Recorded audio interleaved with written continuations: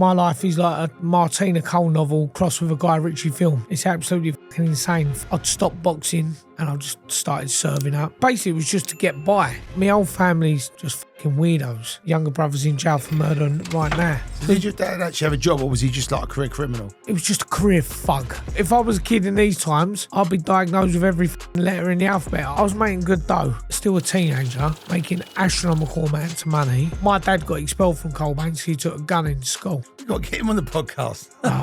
If I knew where it was, I'd get him on. But she's gone to stab me, so I've just chinned her. He said her mum's come round at me, so I've chinned her as well. Give him fair play. Knock at the door, I've opened the door, got red dots all over me. It's all the old bills standing there with guns. Arresting you for attempted murder. I ain't admitting to nothing, mate. I don't care if you've got CCTV imagery of me doing it. There must be a glitch in the matrix, mate. Yeah, we sentenced you to 12 years. There was nothing there in the court of law to say that I'd done it, but I still got found guilty.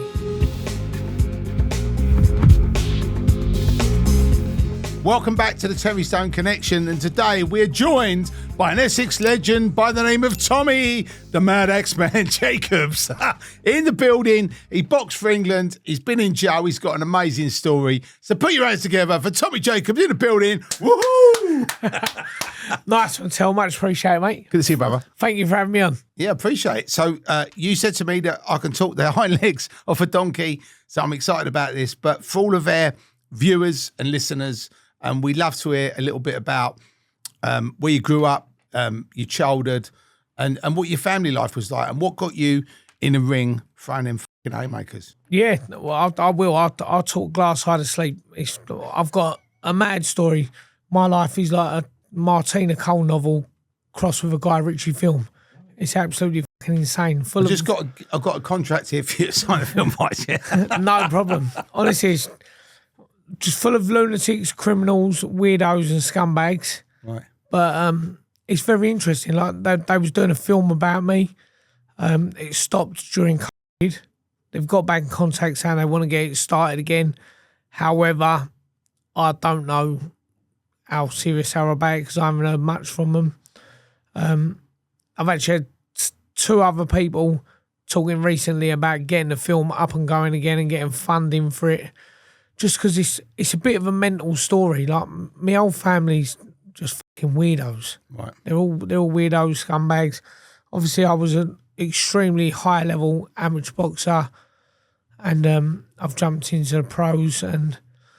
But the world of boxing is disgusting and dirty and fake. And yeah, I can talk for hours about it all. I'm excited to it. Obviously, there'll be a part 2 and a part 3. But if we start off like at the beginning, and just talk about, where you was born, how many brothers and sisters you got, Yep, and what it was like growing up. What your parents were like. So I'm born in Colchester. So I'm Essex through and through, but we got dragged all around the country. So I think we were living in Clacton to begin with, on the estate in Clacton, and that was mental back in the day. It was absolutely mad. I remember looking out the window and seeing people having machete fights out in the street and all that. It was absolutely insane. The Percy King estate in Clacton, Nayland Drive and all that. Anyone who's watching will verify. Like, back in the day, it was a bit fucking nuts. But every time my old man would get nicked, which was very regular, we'd, rather than like go to court and face up for what he'd done, we'd just get shipped off somewhere else around the country. So 1 minute we're in Clacton, then we're in London, then we're in Ipswich, then we're in Scotland, and it was just a recurring thing. Like, every time he'd get a bit of grief, we'd get dragged somewhere else, but we'd always end up gravitating back towards that way. So did your dad actually have a job, or was he just like a career criminal? It was just a career thug. Right. He had a job every now and again, and he could have earned a lot of money from being a criminal, because he mixed with all the faces, all the people that you're in films about. Right. He mixed with all them lot, and he could have made an awful lot of dough, but he's just a fucking degenerate. Right. So he was just literally a mindless fuck. Right. He'd just have tear-ups, fights, non-stop, never earned a fucking penny from doing anything. However, he was like one of the most feared people about. Right. So he could have done very well, but he was just a fucking idiot. And what was he like as a father? I mean, did you sort of look up to him, or I mean, I mean, I don't know. How old are you, Tom? I'm 38. Right. Okay. So growing up, in the 70s was when I was growing up. It was very often your dad would fucking come home from the pub and give you a good hiding. Was that sort of what happened to you, or? Oh, my old man would give us good hidings all the fucking time. Like, he would give us good hidings non-stop. Like, I remember it used to be my mum. See if we was fucking around with his kids, me and my two brothers. So I've got an older brother and a younger brother. Younger brother's in jail for murder right now. And but see if we was fucking around, my mum be like, you fucking wait till your dad rings. So why? What's he gonna do? He's in jail. He's not gonna break out of fucking Chelmsford and do anything, is he? You fucking wait. I was like, go on then. My dad will ring. No, I'm not talking to him. I was like, what's he gonna do? Shout at me down the phone? No, fuck off. So he was an unruly child. Oh mate, I was a nightmare as a kid. Like, I was kicked out of school left, right, and centre all the time. But when my dad was about, I used to behave myself. I'm fucking forever getting into arguments with people all the time. People go, "Oh, my kid's got ADHD." I was like, "Shut up! It don't even exist." They go, "What do you mean?" So he just ain't me slap around the head. I go, "What?" Do you think that would cure the ADHD now? Then just give people a slap. Well, not even just slap, just like a male role model. Like, I was the naughtiest little ever growing up. But if my dad was about, never. So he fixed your ADHD, basically. I wouldn't do fucking. Listen, I didn't have nothing. But if I was a kid in these times, right, I'd be diagnosed with every fucking letter in the alphabet after me. Right. When my dad was about, I'd just behave myself. So you think a lot of it is down to basically kids just fucking being naughty and playing up for the sake of it? I think so. Yeah, I think a lot of them are in fatherless homes, and they need a positive male role model to go. My kids are the most amazing, well-behaved children ever. How many you got? I've got two little girls, and they're fucking amazing, and they're beautiful, and that's because we parent them properly. Whether or not me and the mum are together, we parent them properly, and they would never ever misbehave. They wouldn't dream of it. I think all the people who've got all these kids with all these stupid letters and all that and all these things, just need to fucking tell them off. Tell them off. Give them a good hiding like in the old days. Right, that's that's Tommy's solution. Yeah. And when did you start getting into boxing? And was it because you was getting beaten at home, because you're probably fighting out on the street? Was that like a natural progression? No, do you know what? It weren't that. So my old man was a nightmare, but I was just a little fat cunt. Right. And all I wanted to do was like climb up trees and fucking break windows. And no, I didn't want to do nothing at all like interesting. Right. We was living in Scotland. I remember staying up stupid o'clock at night watching Naz on the telly, watching Robin Reid, Ryan Rhodes, and I used to love it. And I was captivated by it, but I was a fat little lazy cunt. Right. So I weren't never going to do nothing. I couldn't even fucking kick a ball straight. I couldn't ride a bike. Couldn't do nothing. I was just a little fat naughty kid. Right. My big brother was training at Peterhead Boxing Club in Scotland, and nothing really come of it. But then when we moved back down to England, so we moved to a place called Harwich. I'd never even heard of it. Happy place. Even though it's only round the corner from where we'd always fucking been, I'd never even heard of it. And it's a right weird town. It's just full of backward degenerates. They're all fucking inbred. It's a dock town, isn't it? It is dock town, and that's what a lot of it is. If your granddad didn't work on the docks, no one wants to know you, and you're not taken as a local. But when we moved there, so my big brother, he turned around and went, "Yeah, I'm going to find a local boxing club." And he went, "Oh, do you want to come with me, Tom?" Obviously, I didn't know no one. We were in a new gaff. We was always the new kid at school. Right. So I had no friends. I was like, I'll go with you. And I walked through the door, Harwich Amateur Boxing Club, in 1998, and literally never looked back since. That has been my life ever since, and I owe that place so much because they done so much for me as a person. That's turned me into who I am now. I always thought, when you talk about boxing, Yeah, I've always felt that, like, I had a similar upbringing to you, not probably as bad as you, but what was interesting was my dad wasn't really around, and yeah, he fucked off, and my mum and dad split up. But boxing was the thing that I got into, and that became like my family. The coach became like my father figure. It taught me the discipline, character building. massively. And like you said, you went in as a fat kid, and you probably come out as a fucking athlete. Do you know what I mean? I couldn't ride a bike. I couldn't swim. I couldn't do nothing. I started training, and everything just fell into place.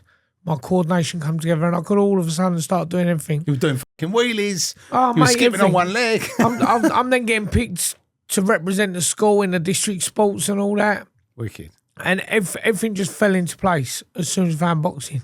It was obviously my calling to do this sport, and it was brilliant. And them years from like me being 11 to a late teenager are the best years of my life. And I try and explain to some of the kids that come to my gym, so you don't realise how lucky you are and the experiences you're going to have. Like, there was nothing better. Travelling up and down the country with your best mates, beating people up. It's fucking brilliant. Not getting to jail. Yeah, no, it's amazing. And with your boxing club, what's your boxing club called? It was Harwich Amateur Boxing Club. Right, okay. But the boxing club you got now? So my boxing club, Willie's Gym in Colchester. At Willie's Gym. So anybody that wants to learn to put your hands up, go to Willie's Gym. If you're in the area, come and see Tommy. But then from fighting there, when did you actually start going up the ladder and start getting titles and boxing for England? So I had a season where I lost every single fight. And I talked about this before. So one of me, he's now a very good friend of mine, Jack Gillingwater from Canvey Island. I boxed him twice. First time I boxed him in Canvey, I definitely beat him. It was a moody decision, and that was the first fight of the season. So my old man, when the officials are then having their break and they're going to sit down and have their meal, my old man's gone into the room, thrown all the tables up in the air, you're all blah, blah, blah. He got banned from Essex ABA from going to any events. Right. And I lost every single fight that season. Right. So you think it was I because I definitely didn't lose every single fight that season, but I was on a backward step before I started. I lost to Jack again. He beat me fair and square on the home show. And then at the end of the season, I've had a little chat with my coach, Martin Webb, and I said to him, I was like, what am I doing wrong? Like, why am I not beating these people? Because I went from one season winning virtually everything to the next season winning fuck all. And he went, well, it's because you're just brawling. He said, you're just like trying to fight people. It's not working. And as we're getting older, the people are getting bigger, longer, taller. I've always been a bit of a fucking short-ass fat kid. Right. And it was like, as they're getting taller and bigger and learning how to box, they're all just outboxing me. He's like, we need to learn how to box rather than just have a scrap. I went, all right, sweet. And then literally, so through the off-season that year, like in the summer months, I used to go around and I'd cut his grass, I'd wash his car, and just to, all right, Mark, can you do some more pads with me? Can you do some more of this with me? And he'd do little extra sessions with me on the side. And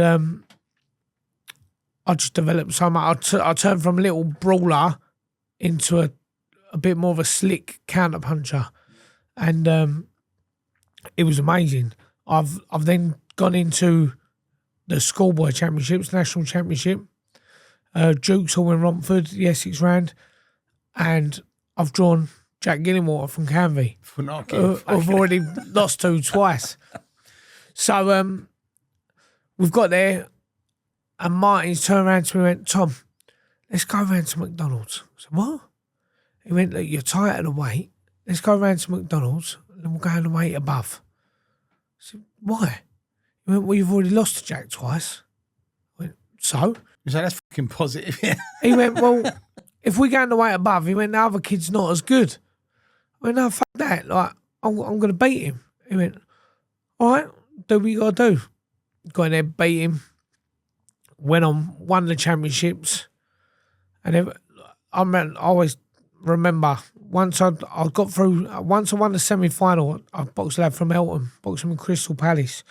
And so he's the London champion. Everyone's like, oh my God, you've got to the semi-finals, national championships. We can't believe this.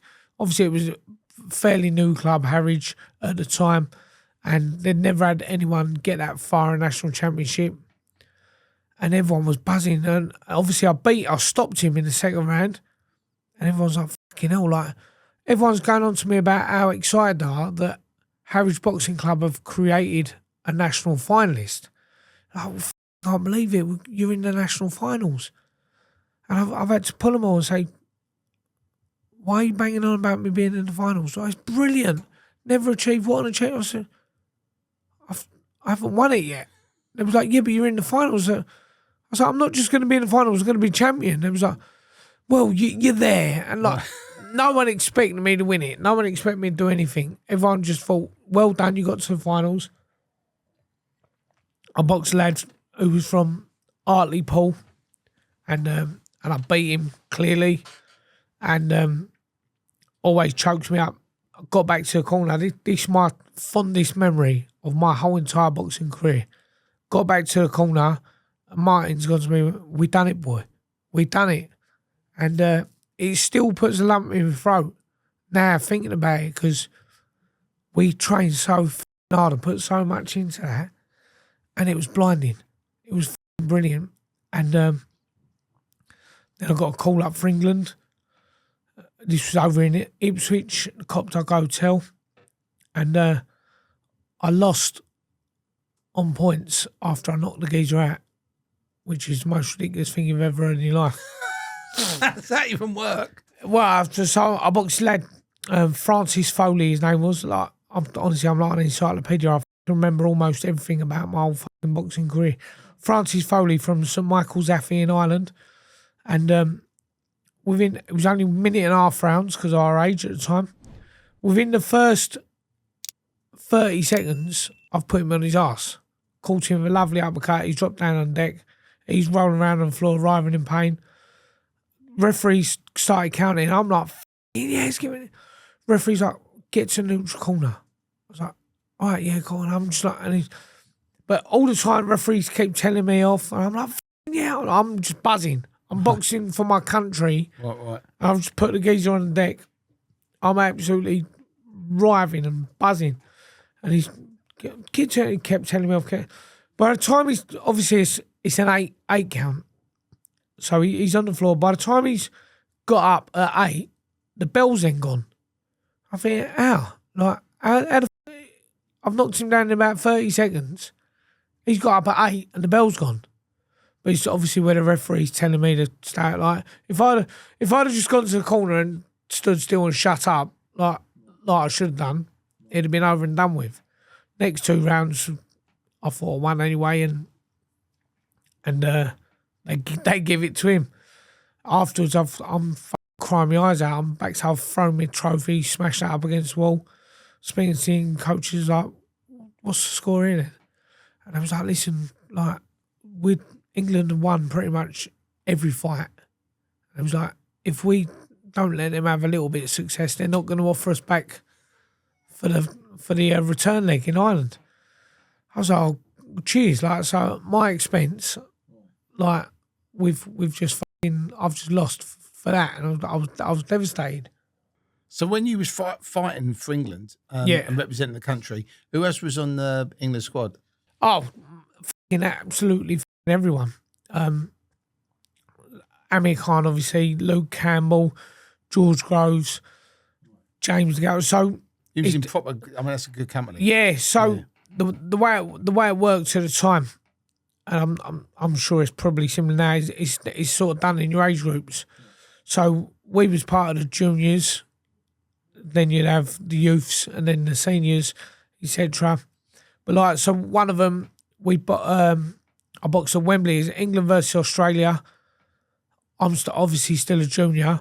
I boxed Costa Zoo's stepbrother, who Ricky Hatton beat. He was pound for pound best in the world when Ricky Hatton beat him. 100%. I'm getting interviewed on Sky Sports.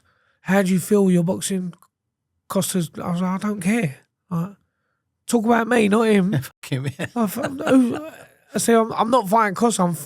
I'll beat him, put a count in, bash him up. But I had like David Price was on the team with me on that one. There was some elite names on there. With Amir Khan, have you got any funny stories about him? I mean, when you was in the camp, you must have a few funny stories. Oh, mate, yeah, loads. So the best one, I know what you're alluding to here. So when we're over in when we're in Italy, we're boxing the Europeans, and we've all gone out for dinner, and I think it was his uncle Shah.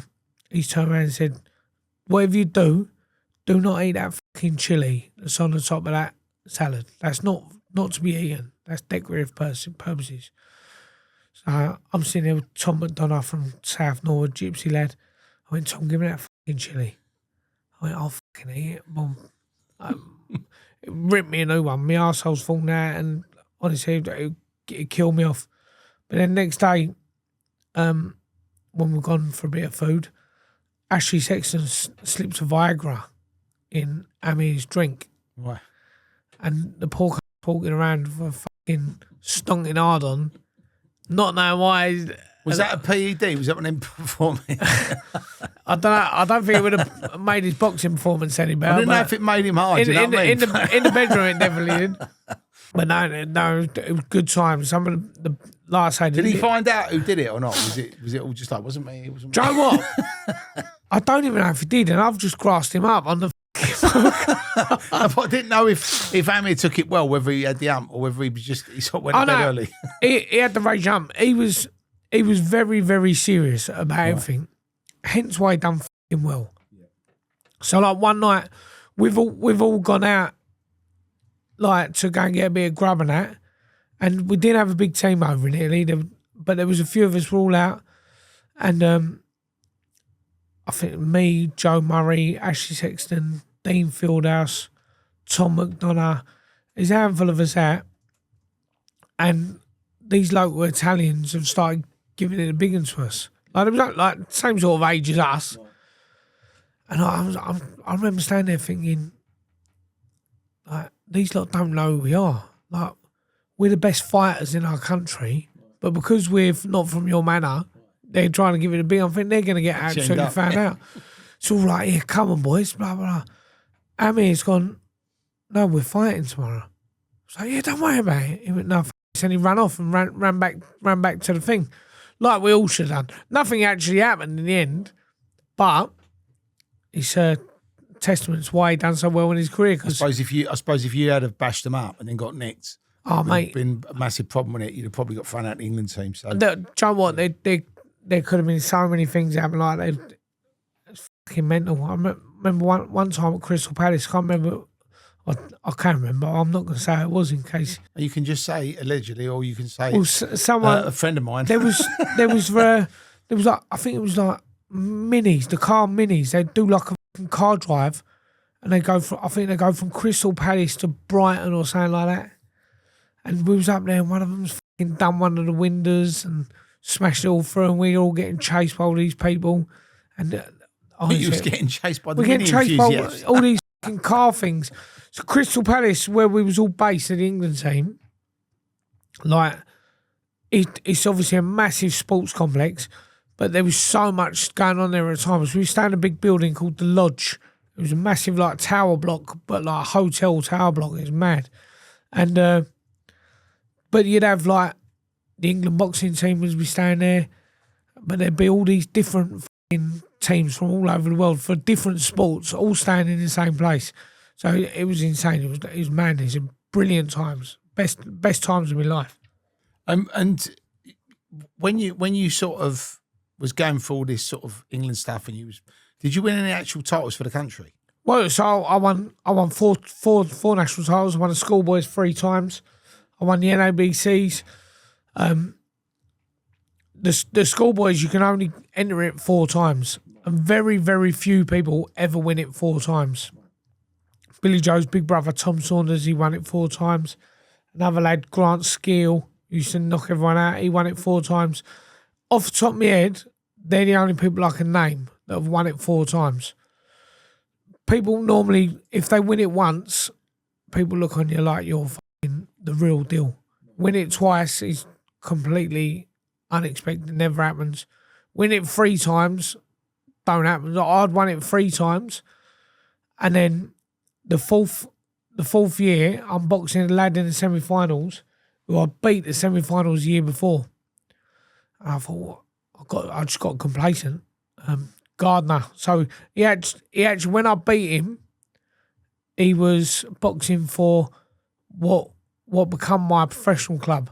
So he's boxing for my coach Sab, and I beat him then, and then he moved clubs.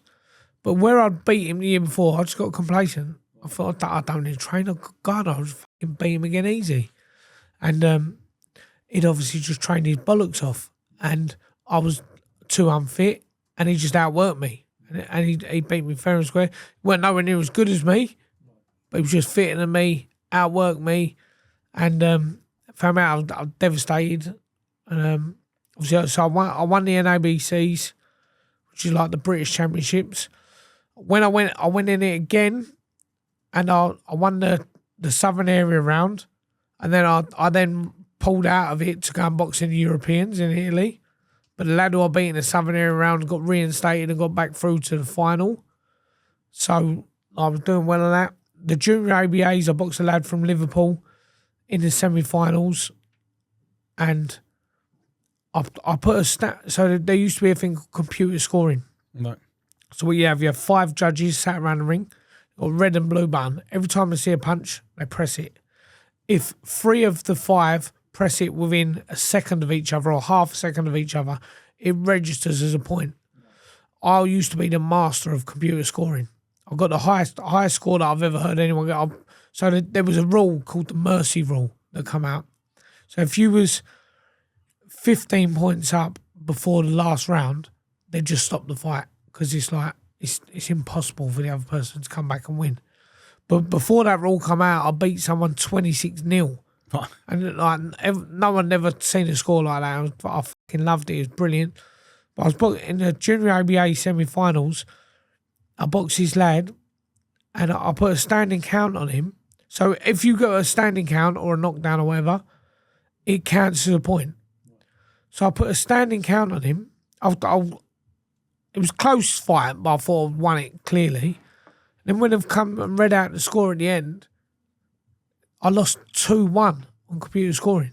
So over 3 rounds, only 3 punches landed between us, and the only one I landed was the one that gave him the count. I was fucking hell, like, Fucking stupid. The computer said no that night. Yeah, computer said no. I've been right mooded over, and he then went on and won the title, beating someone else with a bit of a dodgy decision the next weekend. It's one of them, like, if your face fits, right, you do well. And obviously there is quite a lot of hometown bias. I then come away from boxing for quite a while. I'd been fed up with it, and I'd moved out, I'd left home. What did you end up actually doing, Tommy, at that point? Was you sort of working, or did you fall into the wrong... I was serving up for the best part of it. So when you was boxing, or when you come out? When I sort of come away from the boxing, basically family life home was shit. I'm getting in scraps with my dad all the time, and I thought, nah, I need to be away from this. Like, he's no good. So my big brother used to have this gaff. So he's a place in Harwich called Bathside, an absolute shithole. And he had a gaff there, and someone else had one there. And then this other geezer had moved into there, bit of a div, local divvy. And I just thought, do you know what, I want that flat where my brother was. So I gone down there and said, right, well, mate. He's like, yeah, right. I said, you're going to have to move out. He said, what do you mean I'm going to have to move out? Bear in mind, I'm like a 15-year-old kid. Like, she's a full-grown adult geezer. Right. I said, you got to move out, mate. He said, what do you mean I got to move out? I said, well, I want to live here. He was like, what? Are you okay, mate? I said, no, you got to move out, bruv. He went, what do you mean? I live here. What are you talking about? Oh, fuck off. I went, well, you're going to have to move out or I'm going to get my dad down here and he's going to move you out. Right. And he went, well, I'll pack my gear. My dad just terrorised everyone. He held a bit of weight in the area just because he was a... Right. But so the geese then moved out. Is he still a now? Is he all right now? Do you know what? I ain't spoke to him in fucking years. I've got no interest in speaking to my mum or my dad. People always go, oh, but they're your parents. See, I don't give a fuck. Like, when I was a kid, my dad was my hero. And we done mental stuff. Like, I'd be like 14 years old. And he'd be like, come on, Tom, let's go out. I'd be like, all right, brilliant. He'd take me out, he'd nick a car. We'd drive over to Clacton. We'd be in the old Rocking Horse pub, which was like the most mental place you've ever seen in your life. Once we'd finished there, he'd be like, come in, you got to drive home. I'd be like, oh, fucking hell. But as a kid, that was brilliant. It was fucking brilliant. All my mates were so jealous of me. You're so cool. We've been sat at home doing homework and all that. You've been out driving around nicked motors. Hot wiring motors. Yeah. It was fucking brilliant. I remember like one of my co-defendants who I first went to jail with, Aaron Deeks, another little tearaway, decent boxer, but another little cunt. My old man used to get us and he'd take us to, there used to be a pub in Harwich called the Billy, and he'd get us and we'd be sat outside in the motor and he'd go, right, out the next 10 geezers that walk out, you got to pick one to go and have a fight with. Like, we're like 14, 15 years old. And we're like, what? And we're like, you got to pick one. So, but we loved it because we knew that if anything happened, my dad would jump out and smash the life out of them. Right. But we're young kids and we'd wait for someone to come out of the pub and we'd go, oh, you prick. And say something and we'd have a tear up with full-blown geezers. It was fucking mad. And, yeah, it was just insane. Like, but, yeah, when I was growing up. He sounds like he was a fabulous father, you know, teaching you all the life lessons you needed. Well, this was the thing. So when I was growing up, I thought it was brilliant. I thought it was amazing. As soon as I had children, I was like, wow. So you're not doing that with your daughters, getting them joyriding and beating up fellas outside pubs? Not quite. As soon as I had them, I thought, right, I know what I've got to do. I've got the perfect example of how to be a good parent. Do you know what? Honestly, do the complete opposite of what he does. But the thing is, like, some people will go through what you've gone through, Tom, and they go, "That's how it is," and they become that person. Yeah, and they impart that those lessons to their kids, and then their kids will turn out the same. But for you to actually realise it was wrong is a massive thing, because, you know, I think the only way you can change anything in life is by learning right and wrong. And obviously, you know, at the time, like you said, as a 14-year-old, if someone goes, "Oh, let's go and fuck a car," and blah, blah, blah, you're like, it's like the movies, you know what I mean? It's not just that. It's like your mate. He's not your dad, he's your mate, isn't he? That's exactly what it was like, my mate. And I'm being able to do what all the young kids wanted to do and have permission and not get in trouble. And if the old bill come on top, don't worry, it's not your fault. Yeah, because if the old bill come in mine, I'd have got a good idea, but your dad would have probably patted you on the head and said, "Good boy." Well, the thing was, if I would have got in trouble without him, he'd have beat the fucking living daylights out of me. But if I got Nick driving a motor that he's in, don't worry, I forced him. That's what he said. But if I'd got in trouble on my own, he'd have punched the fucking life out of me. Right. He was a cunt. Right. It was mad. So yeah, it got to that point when I got to like 15. Thought I've got to move out. Obviously, I moved into this little flat. I'd stopped boxing, and I just started serving up. What would you start selling? I just started selling a bit of puff to my mates. Basically, it was just to get by. And then I got a job on a concrete yard with my pal, and I was like, "Fuck it, I'm gonna have to do it. I've got to do something to pay my way."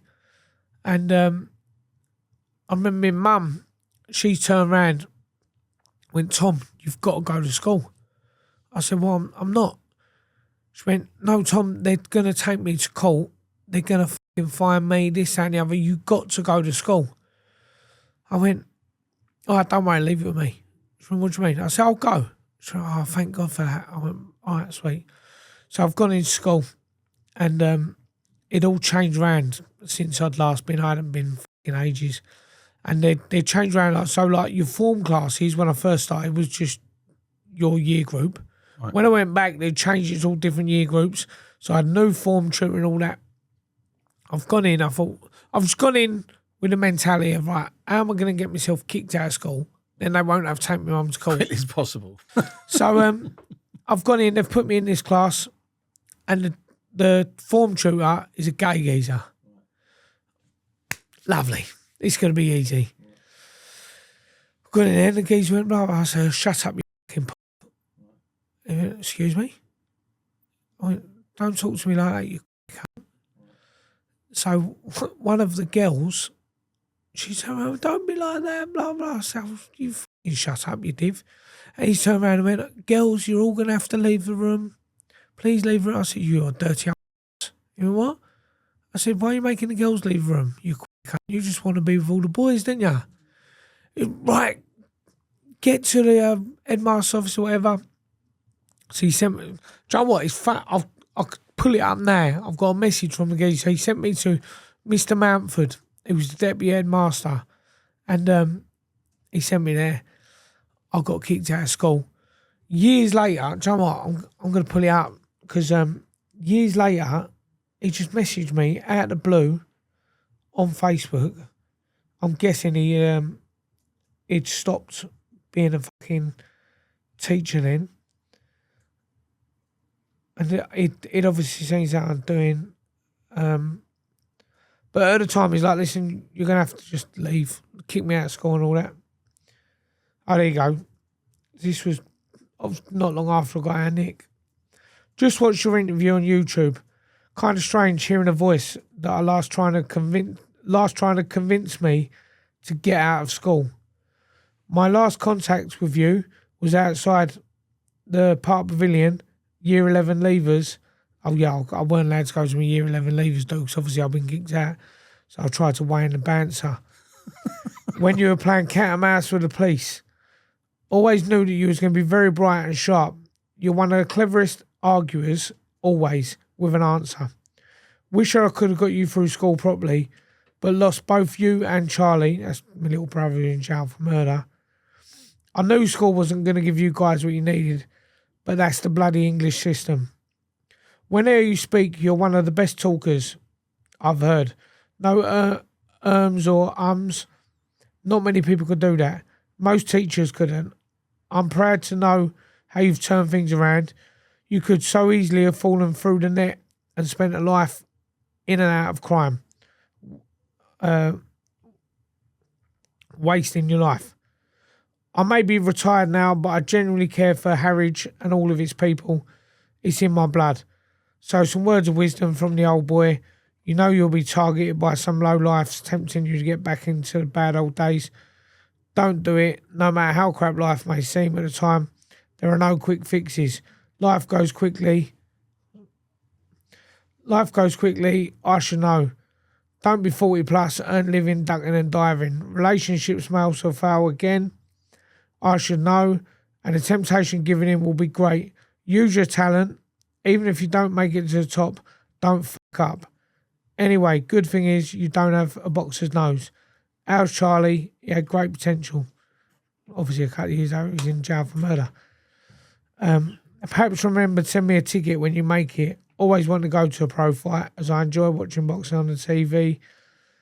Have you thought about doing motivational talking in schools? There is a big place for it. Take care. And like that was fucking lovely. Well, for him to actually reach out and make the effort. Like, he's obviously my deputy headmaster. I was the biggest in school. I'm my old man. My little brother got his phone taken off him at school. That was Charlie, yeah? Yeah. So he shouldn't have had his phone in school. He's gone home. Where's your phone? Teacher took it. Yeah? You fucking wait. So my old man's going down to school chasing the teachers back. Like, most normal parents be like, well, don't take your phone to school, you silly little bastard. Not him. He's down there trying to chase him, have tear-ups with him. But he reached out, and what a lovely message. I think he actually comes to a couple of my fights as well. And obviously he said about the go and do talks in schools. I actually do go and do talks in schools with one of the old prison screws from Chelmsford. Another one, he reached out to me, obviously a couple of years after I'd been out. He went, Tom, I need your help. He's boxed on my show as well. Mick Carter. He's right old, looks like an old meerkat. He's a blinder. But he was one of the gym screws. And when you're in Nick, the screws are screws, but the gym screws, they're different. Like the gym screws different. Like, and they're blinders. Like you all call them by their first names and all that. He reached out to me and went, I've got a job for you. So what's that? He said, well, I'm now working with this charity. He was working with Bernardo's. And he said, basically, we go into schools and all that, and we discourage the kids from being naughty. And I tell them tales on people who are in jail and this, that and the other. I said, all right, sweet. I said, all right, let's do it. So he's got me my first job at what's now called Clacton Coastal Academy, I believe. But when I was a kid, it was called Colbane's. Now, Colbane's was like the naughty school. My dad got expelled from Colbane's. He took a gun in school. And your dad's, we got to get him on the podcast. if I knew where it was, I'd get him on. So I've gone into the school, and I was like, what the f do I do? And they've like got me in front of all these people in like an assembly. And he's like, just be yourself. I was like, yeah, but do what? And he went, well, look, we'll start off with a couple of questions and we'll just go from there. So we've ended up talking, and the kids are putting their hands up and all that. And I'm telling them, I was like, no, you're a div, mate. You'll get terrorised in there. You'll get this, you'll get that happen to like all the naughty kids. I'm effing and blinding and just being straight to the point. I thought, this is a blinding laugh. I'm in a school doing this and the other. As soon as it finished, he's like looked at me and we've had a chat. He went, fuck's sake, Tom. I went, what? He went, they're never going to invite us back. So I've then gone and had a chat with, like, they've called us into the office with, I don't know if it was the headmaster or someone high up in the school. And they've turned around and went, absolutely brilliant. I was like, what? I mean, that's brilliant. I said, what do you mean? And they went, you're real. It's all right. They went, well, you're not standing there in a suit. You're not a policeman, a probation officer, or a parent. Said you're still in touch with the younger people, and you're talking to them for real, rather than someone who works in office talking like they work in office. You're straight to the point. You're telling them how it is. It was like, we think it works. And they offered me a job in the school. They was going to give me my own classroom. Basically, I was going to be like, I don't even know what the title would be, but basically I'll be the person that was working with all the naughty kids to stop them being naughty. And then I didn't have the time to do it, but they used to bring all the kids to my gym and all that, and it was mad. Like, you were like the Mr. Motivator with the naughty kids. Yeah, basically. It was like I was the naughtiest kid of all, and now I'm stopping the naughty kids being naughty. Thing is, though, I think if you've lived that life and you've been through the shit, you can talk from experience rather than saying, oh, you shouldn't do it because you're that, you've done, you know what I mean? And I think that's what it was. I think that's what I even to this day, I one message me the other day saying about how I haven't got time. So I really haven't got time to do it. But I used to get a message me all the time, all different schools. I've probably now worked about 6-7 different schools. Amazing. Chelmsford, Clacton, my old school in Harwich, and all that. And I'll get school. They used to message me, so we need you to come in and have we've got some kids. They need the Tommy Jacobs approach. And I go, all right, sweet. And it was good fun. Like, I'd get paid to go into a school and tell these little bastards not to f*** around, or otherwise they might end up like me. And it was lovely. It was giving a little bit of something back, and that was nice, because I've done a lot of bad shit in my life, Well, let's talk about the bad shit. but the good by far outweighs it. Because obviously you was serving up and you was doing this concrete job. If we just go back to that, Yeah. And then what? How did that progress? Because did you go on to selling other stuff, or was it just you always just weed and puff man? No, I went on to the Class A's and I was doing very, very well for myself. Was you getting high on your own supply? Or was Never. I've never took a drug in my life, never smoked a cigarette in my life. And You're probably an ideal person to sell it then, right? it worked. And I was making good dough. I was like still a teenager, making astronomical amounts of money that most adults wouldn't dream of making, even in today's day and age. And it was blinding. Like, I was just making so much dough. So, like, I just, but there was nothing to spend it on, because what do you do when you're like 19 years old and you've got fucking tens of thousands of pounds? Trainers. Well, do you know what? I literally just used to buy clothes, go down the pub, buy everyone everything, and I just bought motorbikes, jet skis, paintball guns. Like every one of my pals would just be out on motorbikes. Did you have one of them little boats that was in Bullseye, you know, the little. Do you know what? So I had a boat. I used to go out lobster fishing on my boat. Right. So what I'd do, I used to take my boat out in the morning, go and put up all my lobster pots, go and take them all home, and then we'd go out with the boys. We'd all jump on the motocross bikes and we'd all drive miles away down the fucking beach in between Harwich and Walton. We set up a little barbecue and we'd just sit there eating lobster. I mean, that's fucking proper, isn't it? It's like when everyone else is like trying to get a job in fucking McDonald's or whatever. You was like the Tony Montana of Harwich, weren't you? Having lobster barbecues. Honestly, it was hilarious. It was such good fucking fun. But I was literally just earning so much dough and spending it on absolutely all, just wasting money. And then Geezer contacted me, who I know his son used to box Harwich as well. And he's contacted me. He said, "Tom, I need your help." I said, "Go on, what's that?" "Someone's robbing me grow houses." "What do you want me to do about it?" He's like, "Well, you know everyone. You know everyone. Everyone knows you. So I'm sure you'll be able to find out who it was." We did, all right, but what do I get out of that? We'll cross that bridge when it comes. I went, "Yeah, all right, sweet." So I put my ear to the ground, seeing what's happening, and some little fucking scrap. He was actually my little brother's mate. Some little scrap. He didn't have no dough or anything. Now he's a flash little cunt, walking around new club all the time, new trainers, sunglasses, selling loads of weed all of a sudden. Right. So I've got hold of him. I pulled him up, and I had another mate who used to live in like this fucking shared house. I said, "Brother, I've got to bring something around yours." He went, "Yeah, no problem." So we rung this lad up to get a bit of weed. He's come around there. I was tied him up, tied him in his chair, and he's crying. And what? I said, "Listen, you've been up to no good." "Oh," he's crying. "I'm sorry." So I rung old matey up. Said, "Oh, mate, I've got the geezer who's been robbing you." "Okay." I said, "Yeah, come round to blah, blah, blah address. We'll talk about it." He got round there.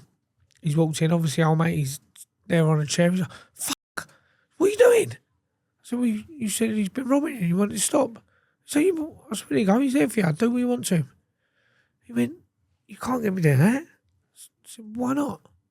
He said, "I can't do that." I said, "Well, what do you want then?" He said, "Well, can you like make sure it don't happen again?" I said, "Yeah, no problem." I said, "But what do I get out of it?" He went, "Well, look, if he now knows that you're involved, he's never going to touch you again, and word's going to get about that you're involved, so no one else in the area is going to touch you." He went, "So how about me and you go halves, and we'll carry on doing it?" I went, "Yeah, sweet, go on then." So he's fucked off. I spoke to the little lad. He just shit himself. Like, "No, I won't ever do it again." All right, sweet. So I had a pal who used to have a grow shop. I've gone to him and I've gone and got all the cuttings and all that. I've gone to old mate. So right, there you go. set it all up. I said, look, you do your part. All I'm going to do is just make sure no one touches it. He went, yeah, sweet.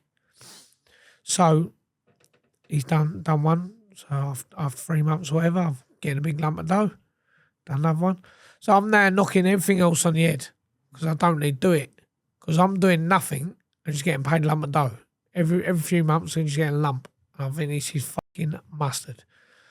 And then all of a sudden, oh, Tom, that one's got a spider mite. I was like, okay. And then next one, oh, this has happened, that's happened. Every time all of a sudden he's now making excuses for why I'm not getting the money and why the crops ain't coming through. So I've gone, all right, sweet, whatever.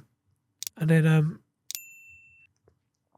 we've gone out one night, my co-defendant, who was my pal at the time, so we're out in the pub and he's round the other side of the bar, he ain't clocked us. And he's just being flash as fuck. And he's pulling out wads of cash and being a right flash. So my pal's like, I thought nothing happened. He didn't get the money. I was like, he's obviously talking bollocks, isn't he? He went, he could do anything. I said, no. I said, listen, you go around here and speak to him. So my pal's gone round there and he's gone, listen, mate, you owe Tommy a lot of money. Like, and you're in here giving it. He went, fuck Tommy. He went, what? He goes, fuck Tommy. He went, what's he going to do? He's gone soft. He went, since he had a kid, he's gone soft. I'd had a kid previously. Is that his famous last words? Pretty much, yeah. So I'd had a kid not long before. He went, he's gone soft. Obviously, because I was getting the money from him, I weren't up to nothing else. So I didn't need to do nothing. I suppose it wasn't being soft, it was being smart. Yeah, well, I was growing up. And I didn't need to get my hands dirty because I was getting paid from him. So with that, I thought that cheeky cunt. So he turned around and went, well, my pal turned around and went, why don't you say that to him though? Because you've told him different stories. He went, fuck him. He said, I'll tell him to his face. He went, I'll go and shoot him in front of his kid. And I thought, you slippery cunt. The thing is, obviously, well, I've known him for a little while. Obviously, I know about him. He was my business partner. But I know someone he shot before on their doorstep as well. Right. So I thought, cheeky cunt, like, who the f*** does he think he is? So I've gone back round to see someone. So I'm not even going to mention who it was because I know I'm 99% certain that these two people pretty much opened their mouth. Right. And that's what helped me get convicted. So I'm not going to mention who they are, but they know. So I've gone around and said, right, I'm going to go and do this, geezer. All right, I want to come. And his mate wanted to come. I said, sweet, whatever. So I've gone to my Cody. I said, listen, all you got... Why did you go and tell them then you was doing it then? Was it just because they was involved or? I'll tell you after because I can't really say why because then everyone knows who it is. Okay, got it. And as much as I'm 90% certain that they fucking open their mouth and drop my name in it, unless I'm 100% concrete, I don't want to. So I've gone, right, fuck it, got him. So I've said to my other pal, my co-defendant, I said, listen, mate, we'll go around and do this. So I said, all you got to do, so we're going to go around there, we're going to chop all the plants down, you're just going to bag it all up, we'll put it in the motor, and we'll take it somewhere. I said, leave it to me. So at the end of it, you'll get a lump of cash. He went, right, sweet, no problem. So we've gone round to the gaff, we've got all choppers to chop the plants down. Said to one of the geezers, said, listen, right, I want you knock on the door, said, and just say to him, ask for someone, just pick a random name. So whatever you do, his name's Bob. I said, don't say Bob. So ask for any random name, and when he goes, no, you're at the wrong address, I said, we'll all just bundle through the door. He went, all right, sweet. So now me and the others who are there, we're all fucking balaclavas, and everything, head to toe in fucking looking like ninjas. So he's knocked on the door and he went, "Hello, mate, is Robert there?" After I just told him, don't say Bob, he said Robert. So Geezer went, "Yes, me, mate, what do you want?" And bearing in mind, it's about 2 a.m, and Geezer's standing there in his pants, half asleep. He went, he just didn't know what to do and he shit himself. But he had a little machete down the back of his jeans. So he's pulled out and he's gone to hit him in it, but he's hit him with like the flat end of it. So he just smacked him on the forehead. So our mate, he's dragged him in the gaff and started fucking weighing him in. Now this kid weren't a fighter or nothing like that. He was a university bod. I'll explain to you off camera again why that was involved, and then you'll understand. So he started weighing him in, all that. So I've gone to go through the door, and he's put his arm across the door to stop us getting in. So I had a little chopper on me, so I've chopped him in the arm with that. We've eventually got in there. I'm sticking on a moody voice because I've probably got one of the most distinctive, recognisable voices in the fucking world. Was you speaking like that? I was speaking like all the fucking youngsters do now. Right. Trying to speak like a little black kid. Do you want to do a little bit? I couldn't even do it out of sheer embarrassment. I was speaking like a Jamaican. Right. And so I've said to Kev, right, "Where's all the dough? I know you got dough." And he's like, "No, I ain't got it, blah, blah, blah." But he's turned around and went, "Go and see Tommy Jacobs. He's got all the money around here." I think, you slippery c***. Like, he's got a firm on his door trying to fucking have him over. He don't know who it is. And he's throws you down. He's trying to throw me under the bus. He's like, "Go and see him." I thought, you fucking cunt. So I've hit him in that a few times and he's now writhing around the floor in blood, crying and, "Oh my God, I'm going to die." And all that. So shut up, mate. Like, I know you got the fucking dough here. No, I haven't. So we've gone upstairs to have a little mooch round and crop had literally just been cut down. Obviously, where I was doing it with him, I knew the timings of when things was happening and all that. So I timed it sort of at the right time, but we'd missed it by a day or whatever. I was like, fuck. Obviously, we've all left. I was like, right, we all need to get the fuck out of here. So I get rid of absolutely everything. Do not leave anything about. Everything needs to go. Every thread of clothing, every weapon, it needs to go. Get rid of everything. Yeah, sweet. I got rid of everything. So I used to have a gaff in Cambridge. I've gone straight up there. Thought I'm just going to lay low, keep me nut down for ages. I'm then seeing it up on social media and fucking so-and-so's been attacked and police are out looking for people, this, that and the other. People writing up on Facebook that so-and-so died and all that. I'm now shitting myself in, fuck, this is shit. So I remember I was like posting on Facebook saying, "Oh my God, I can't believe what the weather's like here," and like tagging myself in Spain and something like that, thinking I'm a clever cunt. I was only a fucking kid. I'm thinking, try and throw people off a scent. Anyway, what my brief at the time, it was a bit fucking dodgy, very fucking dodgy, it turns out. So he was like, had his ear to the ground with all the local fucking villains as they do, but he also spoke to the old Bill. So I've rung him up and said, "Look, what's the crack?" He went, "Listen," he said, "I'll get hold of the statement. I'll find out what's been said from my geezer on the inside." Turn around, he went, "You're sweet." I said, "What do you mean?" He goes, "His statement says there was 3 black geezers in balaclavas and a white posh boy." I was like, sweet. So the fucking moody accent worked. Right. And so he went, I said, "What's the crack then?" He went, "No, you're fine." Like, he said, like, the white geezer, he don't recognise him. He said, "Obviously you know him. So if he was going to say you, he was going to say you." I went, "Right, lovely."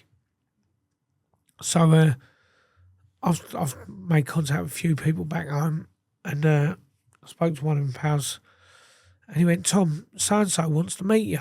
It was like a friend of his, the geezer I weighed in. I said, "All right, what's he want to meet for?"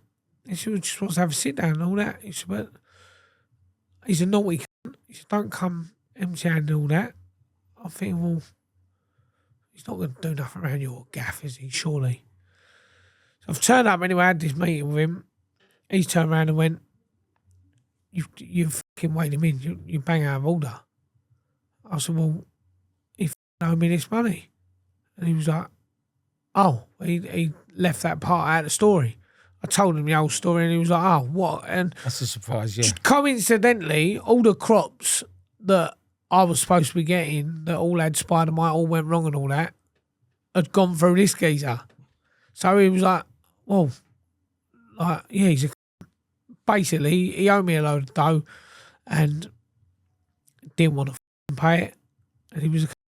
Oh, mate, he went, "All right, well, sweet, don't worry about it." I said, "Well, yeah, he's obviously gone to the old Bill." He went, "Don't worry about him going to the old Bill." He said, "I've known him 30 odd years. He's not going to say a word." He went, "But so and so is now going to be looking for you." Another local fucking supposed to be gangster from around my way. And he's like, he's certainly an older gentleman, and he's like, "Yeah, he's now going to be looking for you." I went, "All right." He went, "Yeah, he says he's going to kneecap you." It's all right. Tell him to go for it. He was like, "What?" I said, "Mate, I'm 21 years old." I said, "I've got a big set of bollocks." I said, "That geezer's giving a big and saying he's going to shoot me. So I've got to hit him around the nut." So if this geezer wants more of the same, I'll go and do him as well. He was like, "Fucking hell, you're nuts."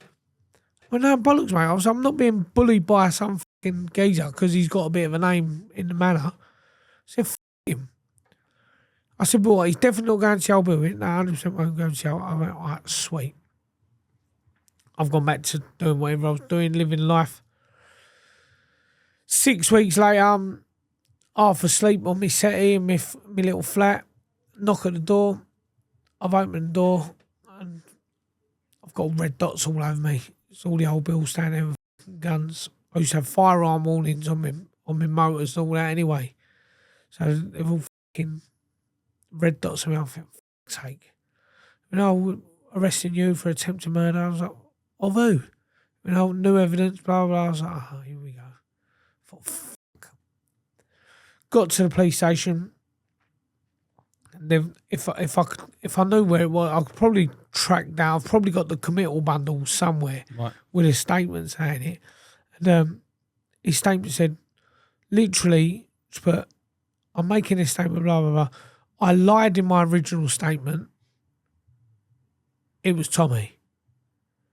And then went into the rest of it. And I'm thinking, he's a c***, I've said to my brother, "Well, that can't stand up, can it?" He went, "Of course it can't." He said, What court ever is going to believe someone that literally says, "I lied" in my statement? And I thought, lovely, we sweet. Obviously got charged, it got dropped down from attempted murder to section 18. And so they charged me, they charged my co-defendant, the other two, who I didn't mention. Nothing had happened. One of them got nicked, and who had a handprint in blood at the scene never got charged with nothing. So you can bet your bottom dollar he opened his mouth. So yeah, we got charged and all that. Got put on remand. Was on fucking remand for ages. We'd get taken to court and nothing would be ready. So they extended it. I think we was on remand for like 9 months. I think it has to be maximum of 6, I think. Right. And they had to keep extending it through lack of evidence, this and the other. Now, but the whole time, I'm just thinking, fuck it. I don't care. Like, I'm going to be getting out. This is a load of bollocks. It ain't happening. And when we've eventually gone back to court, we're sitting down in the cell in the courtroom in Chelmsford Crown Court. And my Cody's been called out for a legal meeting. He's come back in. He's like, fuck. Like, what? He went, they've got my footprint at the scene in blood. I said, well, how? Oh, they've obviously got. I said, I told you to get rid of everything. Yeah, but they was like new trainers. I wasn't going to throw them away. I was like, you were kidding, yeah? He went, oh. I said, well, it's right. I said, so obviously he was, up until this point, he was going to be going not guilty. I went, it's sweet. Just carry on with not guilty, but just say you've gone round there to buy a bit of weed. You've seen a fucking commotion, claret everywhere, so you run off, shit yourself. I said, like, that story's fucking very believable. And he went, I don't know. We've got him in the court, done the pleas. He's gone guilty. I think, But that's you. I'm thinking you can't, like, we'd already been spotted on the night out in the boozer. So I'm thinking that's sort of done me a little bit. Obviously, I'm not guilty. I ain't admitting to nothing, mate. I don't give a fuck. I don't care if you've got CCTV imagery of me doing it. It weren't me. That was someone else. It must be a glitch in the Matrix, mate. Someone's got a Tommy Jake. Yeah, they've got a mask on me on and that bollocks. I ain't having it. So gone back to Chelmsford, waiting to be go to trial. Obviously, I'm now standing trial on my own, and load of bollocks. Like, obviously got found guilty from a geezer saying he's lying, and which is the biggest lie. It was a complete and utter travesty of the justice system that was found guilty. Regardless of the fact that I did do it, there was nothing there in the court of law to say that I'd done it, but I still got found guilty. I think you fucking piss tank. So we've eventually going back for sentencing, and you had to have all your psychological reports done, all that done, and pre-sentence reports with probation. And they were sentenced at a time. It's now been abolished because it's considered inhumane.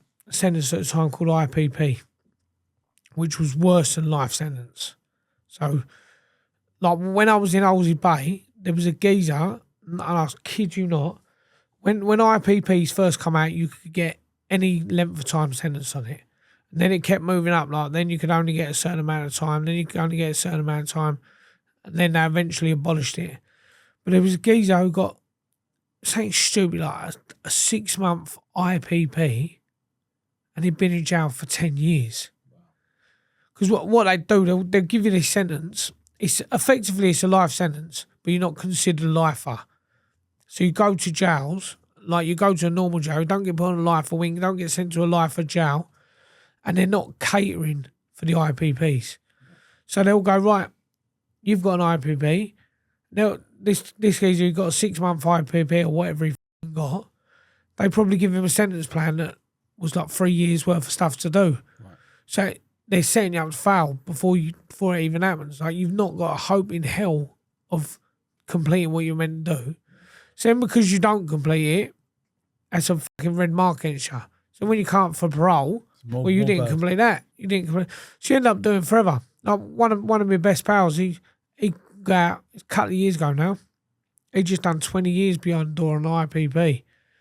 Another complete miscarriage of justice. I'll talk to you about him after as well. He don't want his name mentioned yet because he's got another year left on life. Because the IPP's been abolished, I think there's a new ruling that as long as you start a nick or start a trouble for 3 years after you get out, you can get the actual licence part of your sentence done and squashed and gone. So I think he's got another year left to go, and then he's going to be on everything. And his is a fantastic story. We'll tell him we want first dibs on that. blowing up CRD's houses and all that, allegedly. But yeah, so they've done all the reports and that. Pre-sentence report, the geezer turned around to me, probation. He went, when you're looking at 3 years, GBH, bad day, maybe up at 4 or 5. He said, but yeah, that's what you're looking at. Now, when I was speaking, so this is the barristers told me this. He went, yeah, so he told you max 5 years. I went, yeah, sweet. So I'm speaking to my solicitor again now, and he went, listen, He went, whatever they tell you, he said, they always amplify it. Right. He said, so if he's told you 5 years, but you only get 3 or 4, then he looks the bollocks and you think it's down to him. He went, they're going to make it sound worse so that you think they've done a very good job. I went, all right. I said, so what do you reckon then? He said, well, if he said 3 to 5 years, he went, I reckon you're going to be looking at about a 3 or whatever. I went, all right, sweet.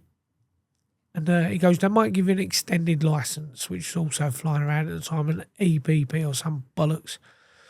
I went, all right, sweet. Gone up for sentencing. And I'm just shitting myself about this IPP. Because in the nick at the time, every other person that was coming in, anything to do with violence or anything against another person, they was all getting IPPs. So I'm just shitting myself, thinking, I just don't want an IPP. They've gone sentencing and they're reading out. And went, oh yeah, so pre-sentence report, they've suggested this. It's also been offered to us that we could give you an extended licence. I went, but we don't need to give you an extended licence. Oh, sweet. I went, the licence you're going to have is long enough. I was like, oh. I went, yeah, we sentenced you to 12 years. I went, fucking yes. My brief turned around, he went, what do you mean yes? I went, I've got a determinate sentence. He went, you just got 12 years for GBH. That's unusual, though, isn't it? I said, I know. I said, but I've got a release date. It's ridiculously unusual. They made a proper example of me. They took the piss right out of me. Like the geezer was in and out of hospital within a day. Like he had quite a few injuries. He had loads of stitches, a broken head, and all that bollocks. But he was in and out of hospital within 24 hours. But they made a proper example of me. My brief's like, you got 12. I was like, I don't care. I've got a release date. I was like, I know that in 2015, I'm walking out. I was like, if I'm an IPP, give me a day IPP, I'd shit myself because I might never ever get out. So I'm getting out, whatever happens. And he was like, okay, all right, sweet. Did you think of appealing? Did you think of appealing it or not? I did appeal it, and it just got thrown out. So the appeal process, as I remember it to be, they'd send your appeal to what was called the single judge. So you send your appeal to the single judge, and if you got past the single judge, it then goes to a table of 3 judges, and that's when, basically, when it gets to the 3 judges, pretty much if it goes past single judge, 90% of them, you're going to win the appeal. And I've gone to appeal it, and it just got turned down straight away at the single judge. And once it gets turned down, if you then was to try and appeal it again, all the time that you'd spent appealing all that doesn't come off your sentence. So you end up doing more bird just for trying to fucking get off of it. It's an absolute fucking nightmare. But so when you was, your first night in jail, when you realised, actually, I'm in here for 12 years now. Yeah. What was that like? Was you kind of at peace with it, or was you just thinking, for fuck's sake, I can't? Do you know what? It was fucking shit. Because so I've come back to wing. So at the time I was on G wing in Chelmsford. So G wing at the time. So you got the 2 spurs. One spur is your enhanced prisoners. The other spur is your Nazis, and what they call VPs, vulnerable prisoners. Basically all your fucking bacons, your fucking Nazis and grasses and all that. So I've come back, everyone's like, the first thing you do when you get jail, what are you in for? Then once you come back for sentencing, how long did you get? Everyone's like, how long did you get? I was like, guess. I thought, and everyone's like, 3, 4, 5, 6. My old man's coming to me, he was in Chelmsford with me at the time as well. What'd you get in, Tom? I was like, 12. And he just broke down crying.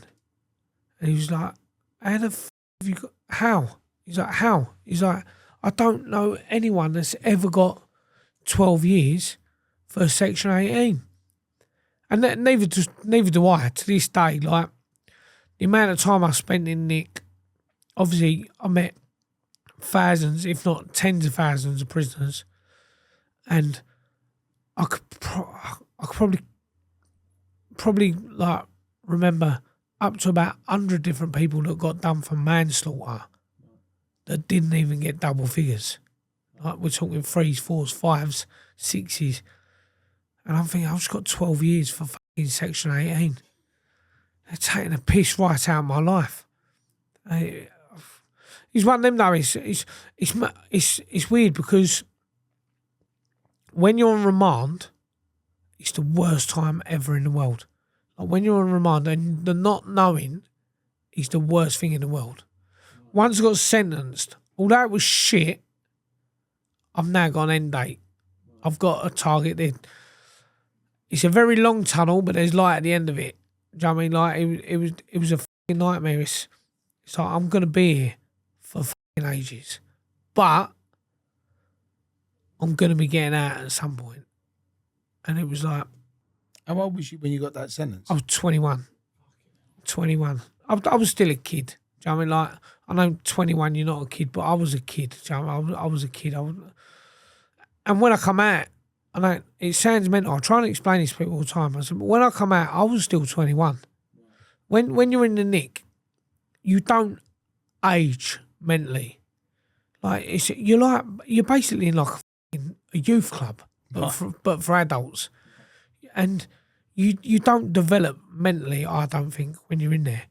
When you was in there for that period of time, Tom, did you have any like funny? I mean, there's going to be some funny stories and some really violent stories. Do you want to share some of your prison stories with us, mate? These fucking bundles. There's some hilarious stories. So I don't know where to start, but there is some fucking funny ones. One that always comes back to my head all the time. There's a geezer in Chelmsford. It was called Fingers. It was called Fingers because his hand was like that. He had like 2 fingers on each fucking hand, and he weren't like a naughty. It was just a pain in the ass. He was just always fucking around, and one day the screws pulled him on the landing, and he's having a proper pop at him, screaming and shouting in his face, and he stuck his hand down the back of his trousers, and you can see like he's like concentrating, his face changing and all that, and the screws are fucking effing and blinding him, screaming and shouting, and he pulls his hand out and just gone wallop and smacked the screw straight in the mouth. He'd done a shit in his hand. So he'd shit in his own hand. I shouldn't laugh, but it's funny. I fucking hilarious. He shit in his own hand and just done the screw straight with it. Just done him straight in the fucking mooey. The screws then throwing up and fucking he's ended up getting nicked and all that. Like people shit up. That's what they call it in the nick. They call it shitting up. They do it all the time. And not to that extent, what they normally do is like say the screws are gonna come round. This is the poo protest. I've heard of it. Oh mate, it's bad. Like so say the screws are gonna come round and they're gonna put you down the block or whatever. They go, yeah, bollocks, I'm gonna shit up. And what they do is they'll be in their cell and they'll get a bucket or something like that and they'll fucking shit in it constantly. And then they'll smother themselves in their own shit. So why?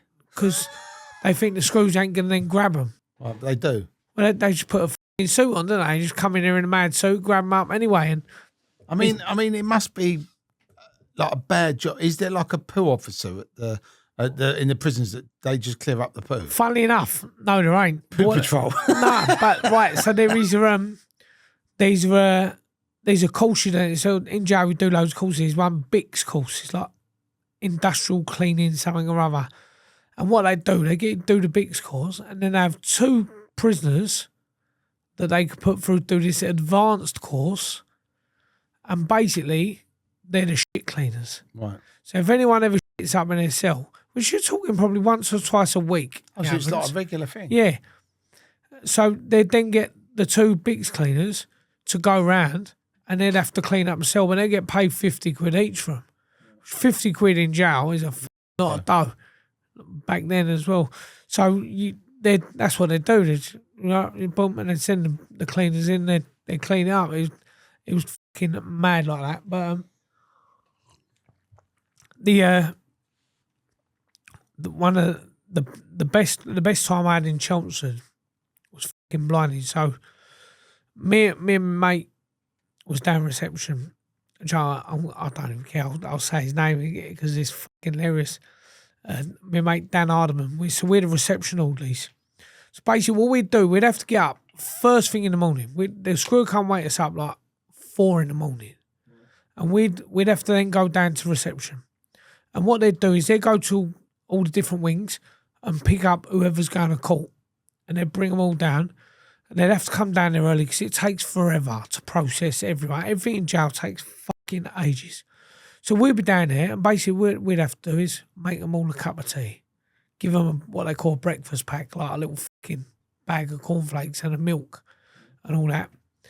And then we'd go back at lunch, and then we'd come back down there in the evening. And when we'd be down there in the evening, that's when we had to feed them like the people who was coming in. So you'd either get the people who are coming back from court that went out that morning, or you get new ones coming in and all that. And that's where we used to get all the parcels as well in Chelmsford. It was fucking blinding. But the screws on reception in Chelmsford, they used to give us the heads up when there was bacons coming in. They were like, they said, dirty one coming in now. But they used to have a separate holding cell anyway. And they go to the toilet then? Well, no, so what would happen is, so you walk into Chelmsford Nick, and you walk into reception, and you literally walk through a metal detector, and you got one cell there, holding cells. The one on the left would be where all the go, the one on the right would be that one. So you know instantly who's a wrong un by what holding cell they put them in, because they're not going to put them into general population. But what they'd do as well is that, so they'd let us know the geezers are wrong un, but what they would do is when they're coming through to reception, and we just sit there listening to it. So you got the reception there, and we're just in a little kitchen bit here. Like, we're out of sight, but we're within earshot. And all the wrong ones that have come in, they'd say, right, do you want to go on the numbers? And they'll go, no, I don't want to. Like, the majority of them would say no. They're like, well, you get protection, this, that, and the other. And they go, no, I want to go in general population. So what they do, they then give them a story of what they're in the nick for. Right. So the geezer might have had fucking, I don't know, a year for fucking touching someone up or something. But they'd give them a little backstory, right? You're in for four domestic burglaries. And they'd give them like a whole story to go with. And they'd just go on general population. And because obviously as soon as you get to wings, like, well, mate, what are you in for? First thing you do, oh yeah, 4 domestic burglaries. But how long do you get? And it sounds plausible because they've been given this story. Right. But obviously we'd know who they all are. So as they're coming in, we'd have to give them their bit of food. My mate Dan, so he used to have these great big like jumbo sausages. And so anyone, my mate Dan used to get the sausages and he'd stick it in the crack of his arse, right, and he'd like do squats with them.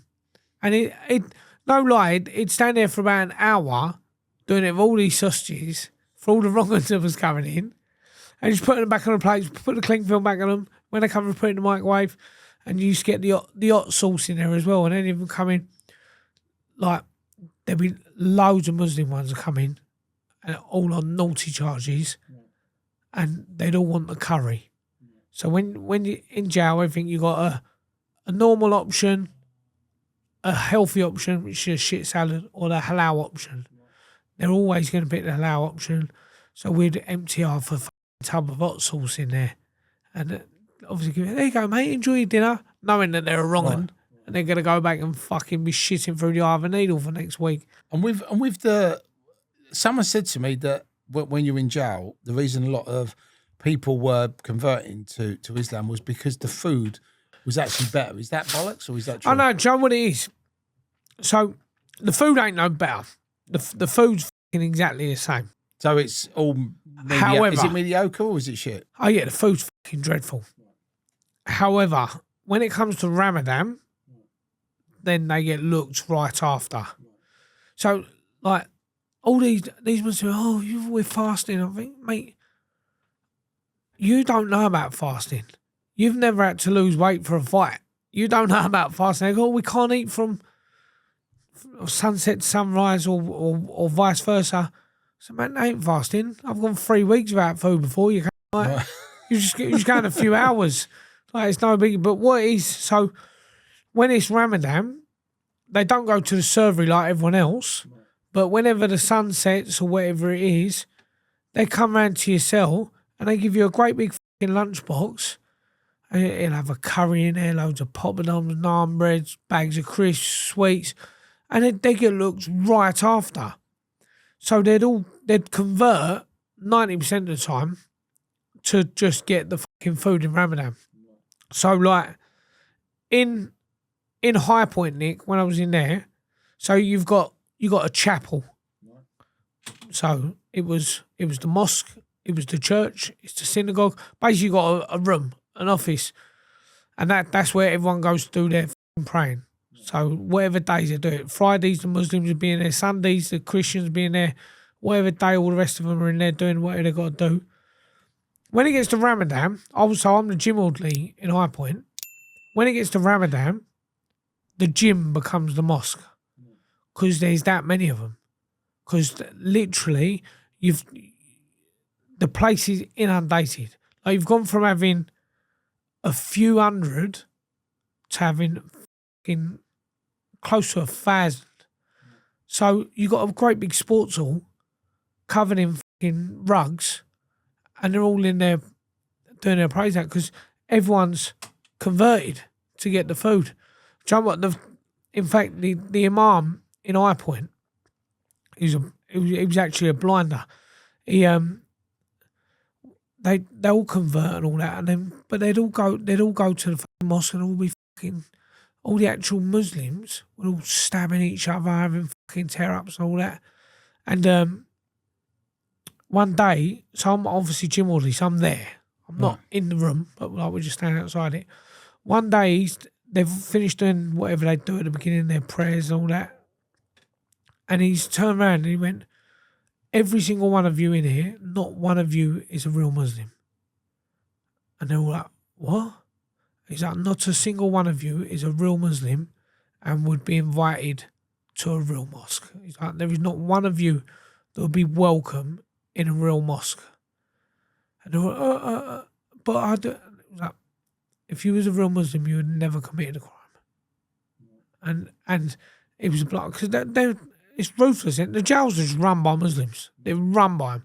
I remember in High Point when I was in there when Lee Rigby got killed, and they're all sticking, like, so I remember, like, I think it was in the Sun. There was like a double page spread on it, and they're all sticking it up on the fucking walls. So I'm on Unit 7 in High Point. It was like a fucking sort of like a porter cabin wing. It's like open 24/7.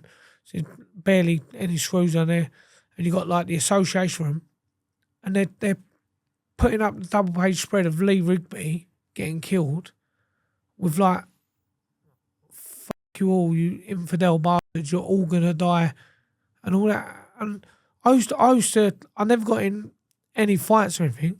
But I used to be like, no, fuck yous, mate. You're all cunts. So you're all wrongers. And a lot of them was also a lot of like the Nazis and the Nazis, they would all convert to Islam, right, for protection. So like I say, when I was in Chelmsford and I'm on the reception, we'd let people know he's a fucking wrong 'un. And they'll all of a sudden they convert to Islam because then no one can touch him. No, he's one of us. So yeah, but he's a nut. Don't matter, he's one of us. If he's converted to Islam, he's one of us. No one's allowed to touch him. So if you're a wrong 'un or and you go to jail, definitely don't eat the sausages. Be careful when you get your curries as well. Yeah. Yeah. But yeah, that's what they do. They'll convert and they'll get looked after. It's disgusting. It's absolutely fucking disgusting. And when you switch on to some of the violent stories, did you? I mean, I know, like you said, you managed to avoid it, But what was the worst sort of stuff you saw when you was? Oh, do you know what? The amount of time you see people getting cut up is ridiculous. So what everyone does, so when you're in there, and if you want to have a shave, you have to get a razor from the fucking, like from the wing, like get one from the wing, and you have to give it back and all that bollocks. People had managed to nick them here, there and everywhere. And what they'd do, they'd break them apart, they'd take the razor blades out, and they'd get like a toothbrush or something like that, and they'd heat them up and melt them into it, and they'd stick them into it. But what they would usually do is they'd stick two in there, like a few millimetres apart. Right. You get a proper stripe then. So when you get striped, not only do you get striped, but there's two of it. So how's it going to fucking heal? Because how are they going to stitch something up that's done like?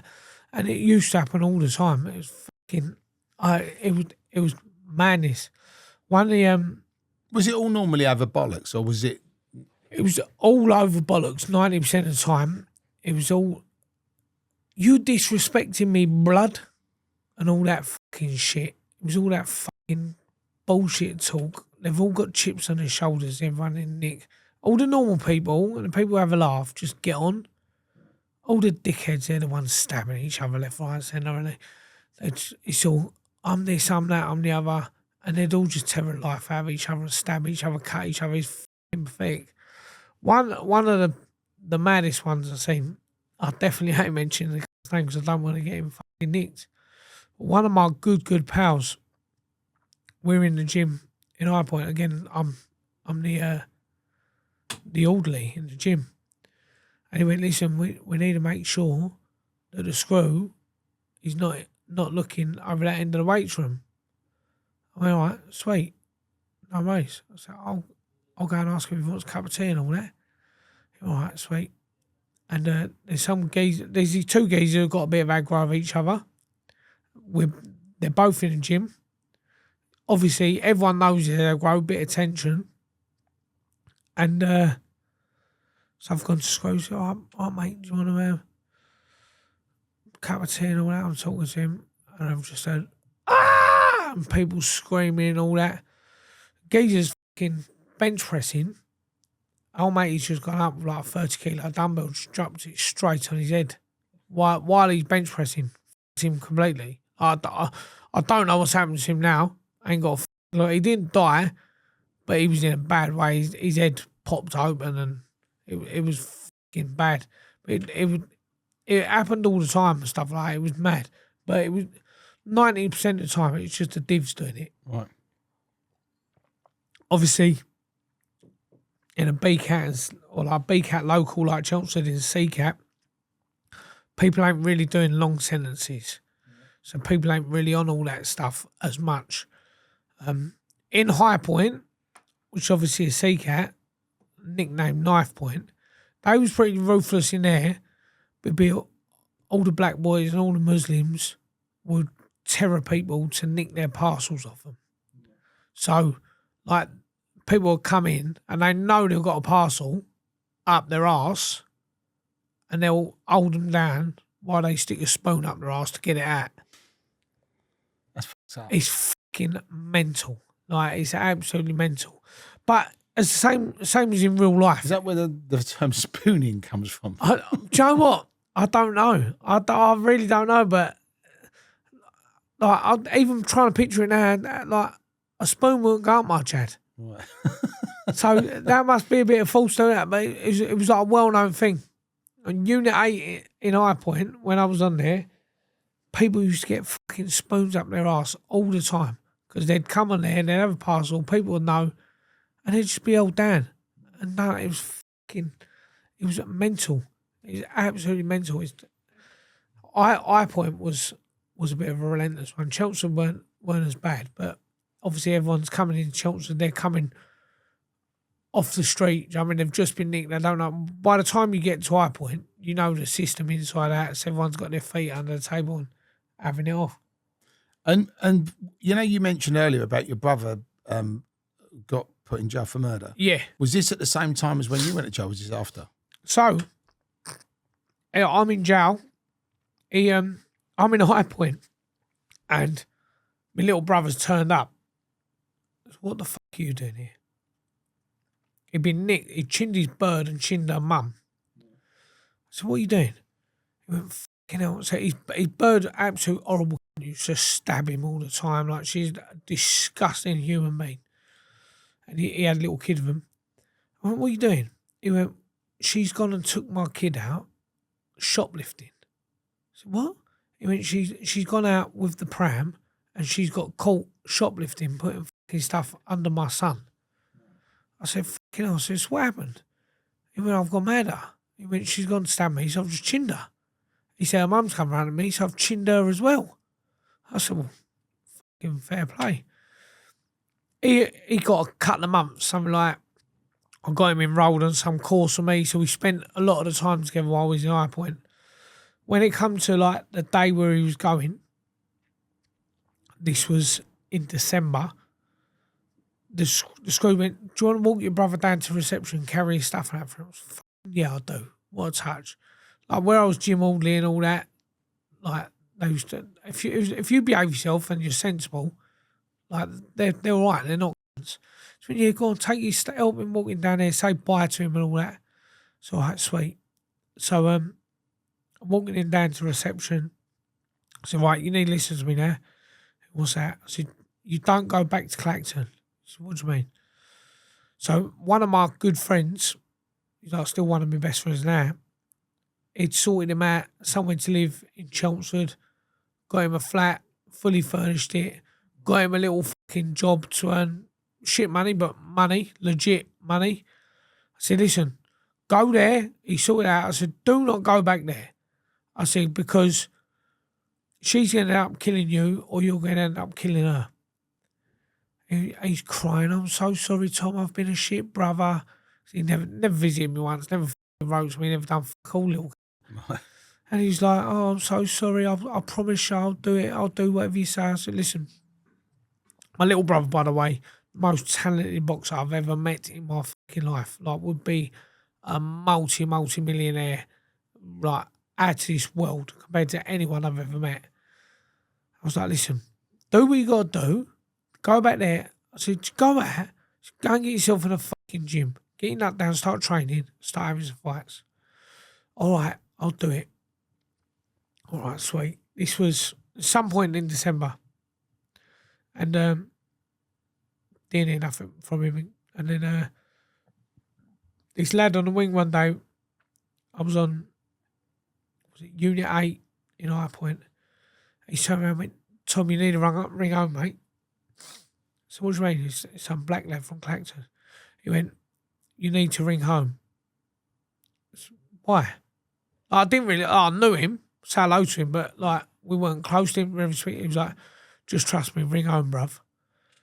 I was like, what the fuck's happened here? I think fucking hell. So I rung my big brother. So, all right, mate, what's happened?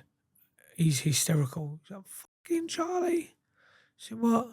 Him and his bird, they've been nicked for murder. So, oh, fucking what? Him and his bird? He was like, yeah. I was like, fucking hell. Like, I thought they would have killed each other. Right. Like, I thought she would have killed him or he would have killed her. So, fucking hell. So, like, what's happening? I was like, oh, I don't even know, blah, blah, blah. I think, fucking silly little guy. He'd not even been out. He'd not even left Chelmsford, High Point, 3 weeks. And it was New Year's Day. He got nicked. So it happened like New Year's Eve, New Year's Day. And I was like, fuck's sake.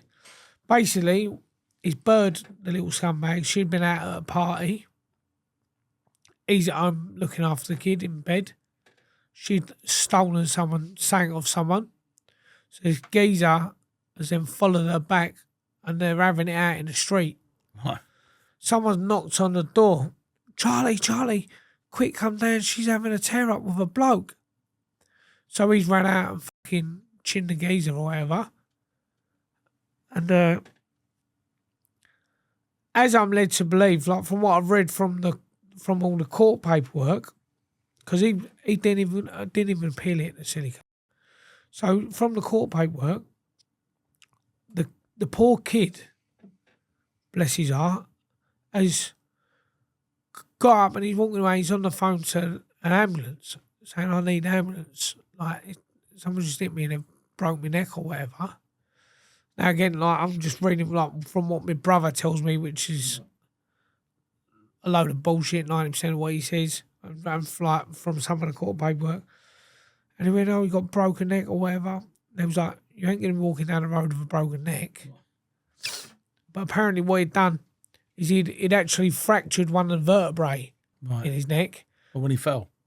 Yeah, or when he's been hit or whatever, and it had splintered. But where it had splintered, that had then gone into his jugular. So he's bled out internally, the poor kid. And he's obviously died. And so they've both been nicked. He just kept his mouth shut. Literally, no comment. Went to court, didn't even say a word. Just stood there. No comment, no comment. The bird and her stepdad were trying to put it all on my little brother. And he kept his mouth shut about everything. When I've spoke to him after, he's like, "Well, yeah, I need her to be able to look after my kid." I was like, "Mate, like, are you backwards? Like, she got done for manslaughter and he got done for murder. Now, I've never in my whole life ever experienced two co-defendants who have ended up getting put on different charges. Right. Like, it's the same thing. Yeah, like it's fucking joint enterprise. If I go shoplifting with you, we both get nicked for the same thing. So she got done for manslaughter, he got done for murder. I think she got 6 years. He's obviously got life off, and I've got for my boy. So she's in jail now anyway, mate. So the kids end up getting adopted. Best thing that could have ever happened to the poor lad. I mean, like, my little brother, amazing boxer, but an absolute shit. And how long did he get? So I think his tariff was 16, I believe. So New Year's has just gone. He's got 2 years left. So yeah, I think he's done 14 now. So I think he's got 2 years to his first parole. She got 6. She's been out. She got nicked again another murder thing here in Southend. And she's been out again since that. And just a dirty, dirty human being. But yeah, no, my little brother, he's a poor little messed up lad, Joe. He's gone to prison at a very young age. By the time he gets out, he's not really known anything else. His life's fucked. But he's still here. The other poor geezer, he's not. I mean, there's a family now with a missing spot at their dinner table. What happened to your older brother? My older brother, I don't talk to him. We fell out. I can't stand him. But yeah, my little brother, he's a couple of years left to his first parole. Whether he gets it or not is a long story, because it's a bit of a weird one, because everyone, at the beginning of his sentence, he was in trouble all the time, getting nicked all the time, fighting all the time. Now that he's not, everyone I speak to is like, no, it's brilliant. Because the way that the prison system will look at it is, we've changed him. He's come in as a little toe rag, and we've sorted him out. So, but I don't know, we'll see what happens in a couple of years. But he gets in grief all the time, because he looks like a div. He looks like a fucking div. Like, if you was looking, you'd never think he can have a tear up. What? He's really tall. He's got really, really wide shoulders, but he's really skinny with a fucking bean head. And he's got like a weird little tiny head. Like, there's never in a million years would you think that he could have a fight. But he can. But this kid can fucking fight bad. And I remember I was going to visit him in Swaleside. Before I've gone into the visit, they've pulled me, the screws. So we need to let you know something, blah, blah. I was like, well, what's that? Well, no, your brother's got he's got a price on his head. I said, what? He's got a price on his head. He's got people after him, and they're putting up money to get him hurt and killed. I was like, what do you mean? He went, he's fallen out with all the Muslims. I went, so what the fuck are you telling me for?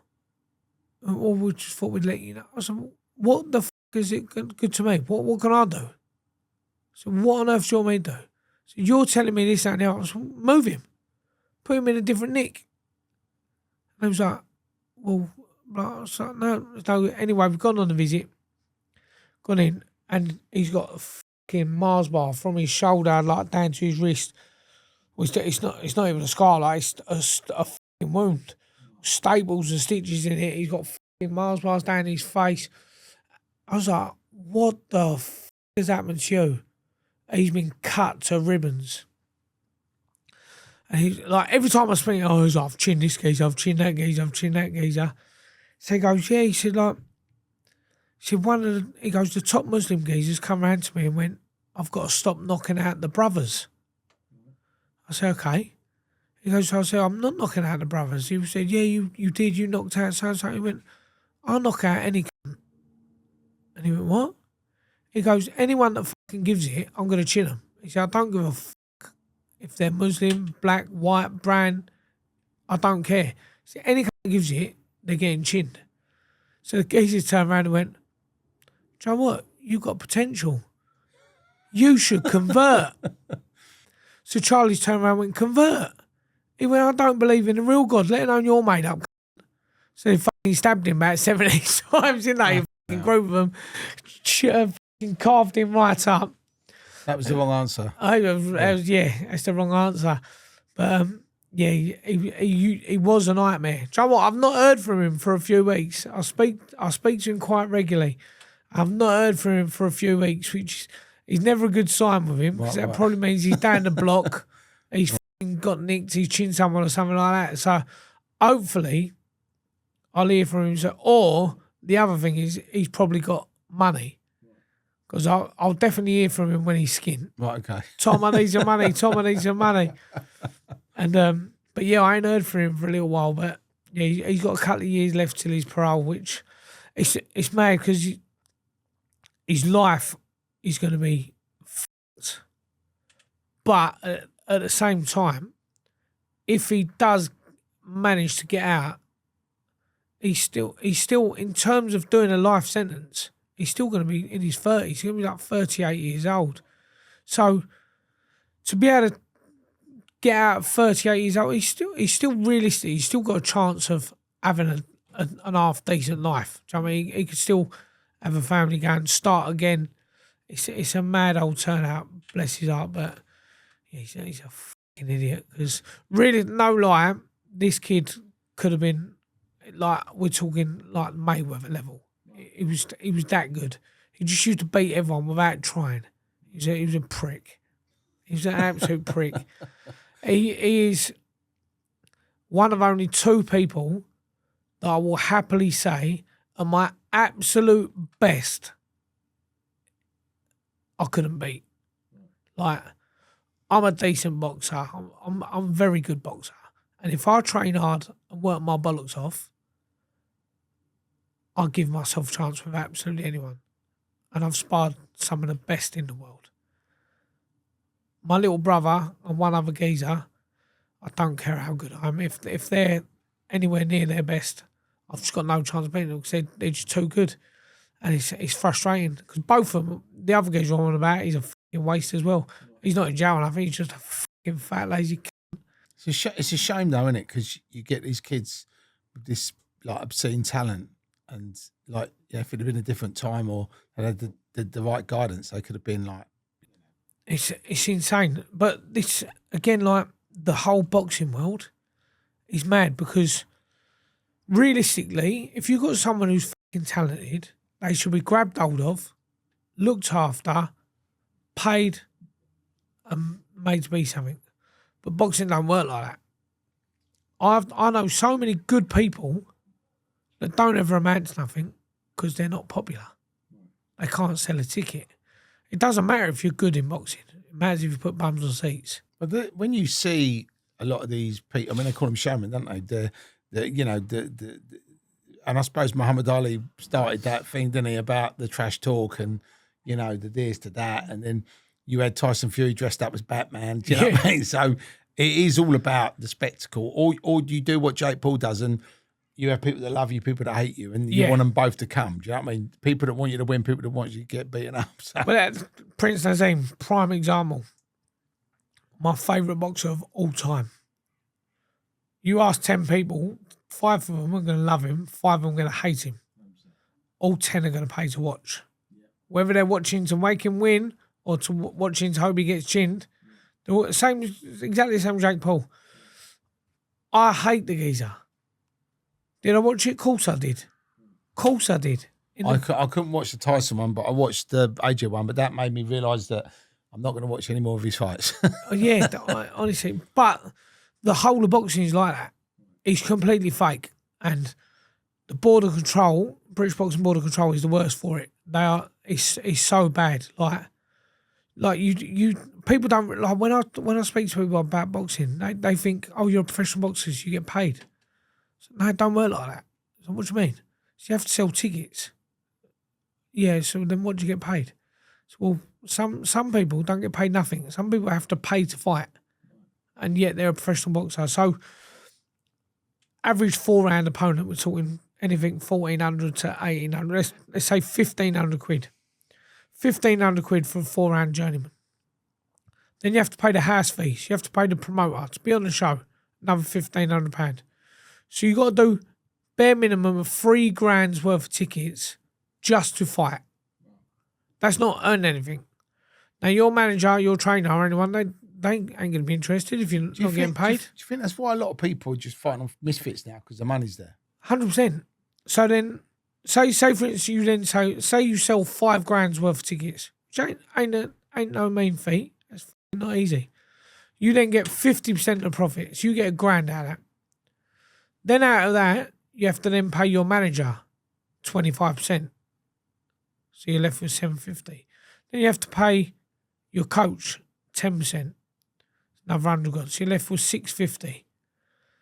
And then you got to take into consideration the costs is taking you to train, fuel getting to the gym, eating correct, equipment, all that. You've just had a professional fight. You've sold your soul to the devil to sell all these tickets to earn like 500 quid against a geezer who's not even allowed to beat you. And that's the thing, like the journeyman, 90% of the time are not allowed to win. They're just not allowed. It's not that they're just not allowed, but also if they win, they're not going to get work next week. So they're not going to be a journeyman anymore. They're going to be an unemployed man. Yeah, exactly. Like I've one of my mates, Marty Kays, he boxed on my show. He's got the world record for boxing in the most weight divisions. I think he started his professional career at bantamweight or something, or not even that, minimum weight or whatever it is, about fucking 45 kilos, and he's gone all the way up to heavyweight. Boxing in every weight division, all around the fucking world. He's in the world record for it. He's boxed on the unlicensed numerous times. He's probably lost in total unlicensed pro probably about 500 fights. You know. And he's probably won 20.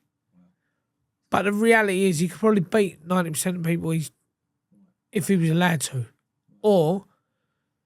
But if he beats them, the phone's not going to ring for another fight next week. People are too scared. It's fucking mental, and like the border control are notorious for it. Like that's why.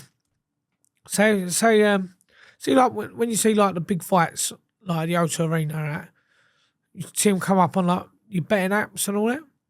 Lovely. Have you ever seen a small hall show on there? Like a show at your call, can you go and bet on it?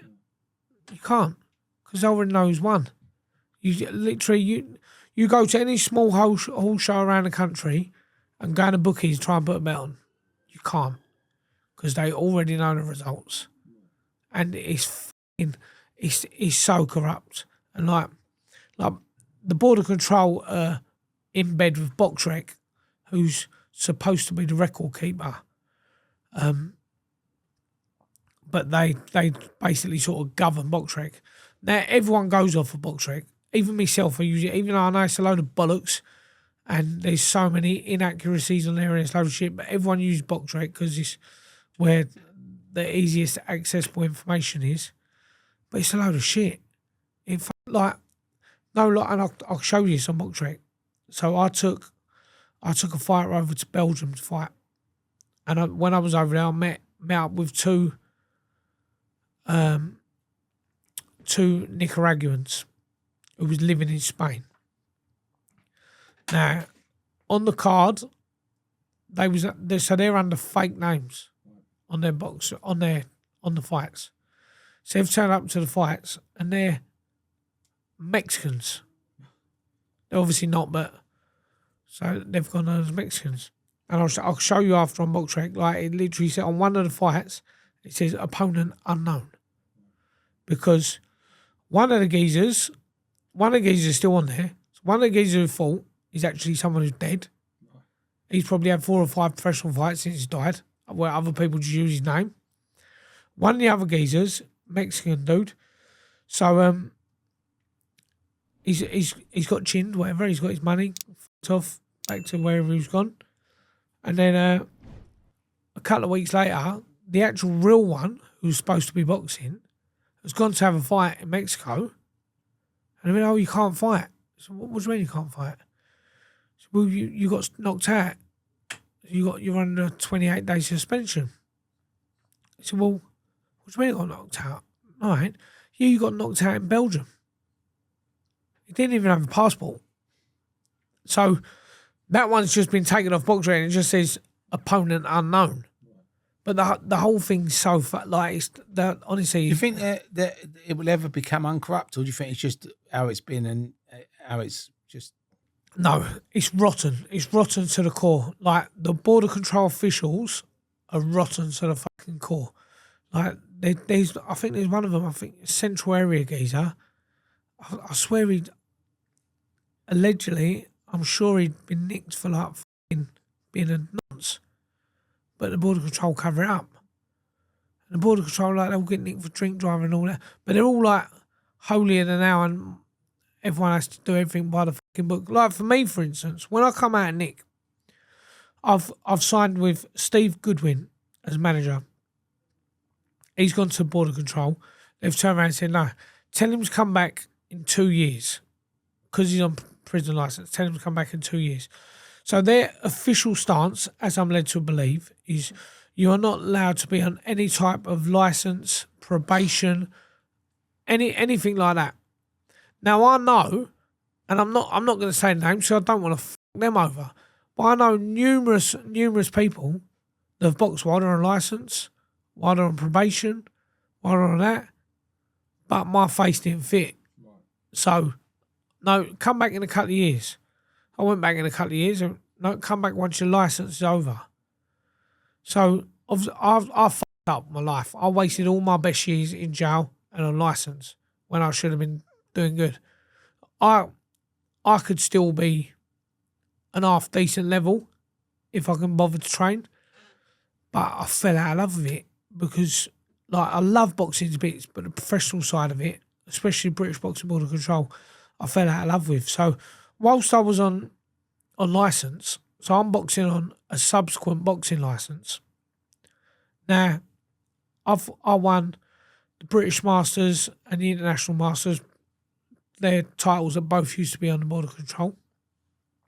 I won a WBF European and a WBF International titles that used to be on the border control. So I can show you a picture of me on the WBF website with my WBF belts next to Roy Jones Jr. with his WBF belts, one of the best to ever do it. But because I weren't licensed by the British Boxing Border Control, it don't go into BoxRec. I could pull it up now. BBC News post up about me fighting for 2 world titles in Clacton. Professional boxing, finally back in Clacton since it was there in Butlins in the 50s or whatever. But because it ain't by the border control, it don't go into BoxRec. So, like, my record on BoxRec is shit.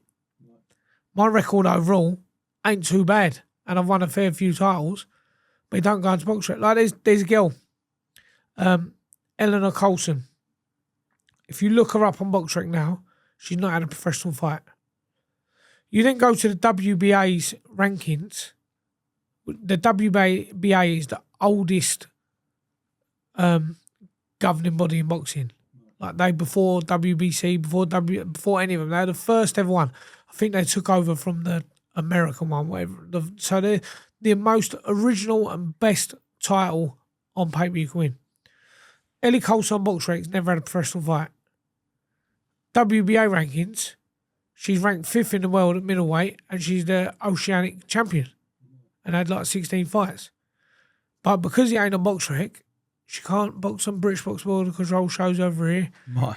It's honestly, the whole fucking thing is so Mickey Mouse. So when you come out of jail, obviously you wanted to go back into the boxing. Obviously, because of the jail thing, like you said, and your face didn't fit, you couldn't do any of this stuff. But in hindsight, looking back over your life and what obviously the jail stuff, would you change anything? I mean, do you regret what you did that night, or do you just think you'd have done it anyway because the guys were stealing off you? I regret getting caught. I regret getting nicked and doing a bit of bird. Listen, I regret the fact that I went to jail. Put me in the same situation now.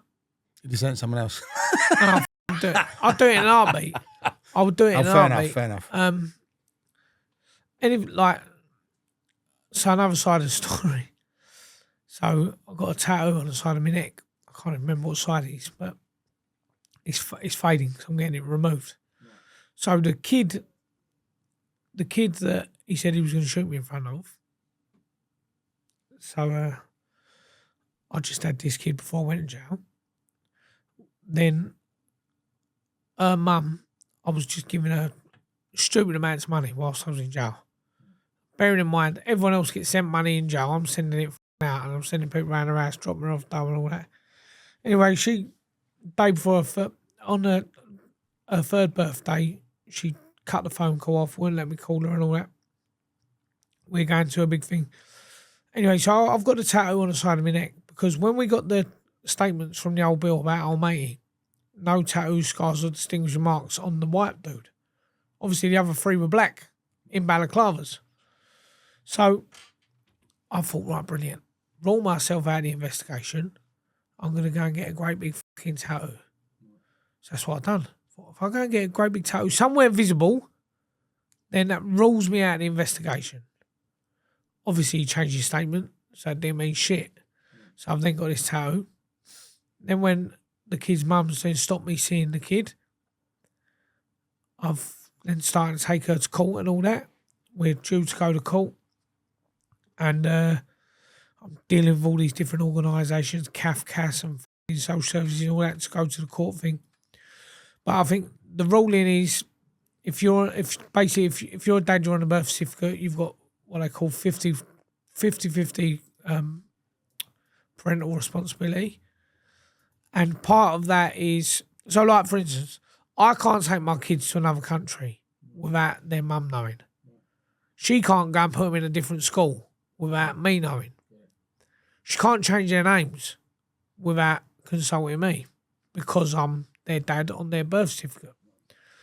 So when all this is going through, you know, they've sent me a letter, and it's Tommy Jacobs v. Regina in the case of child Layla fucking Smith or whatever.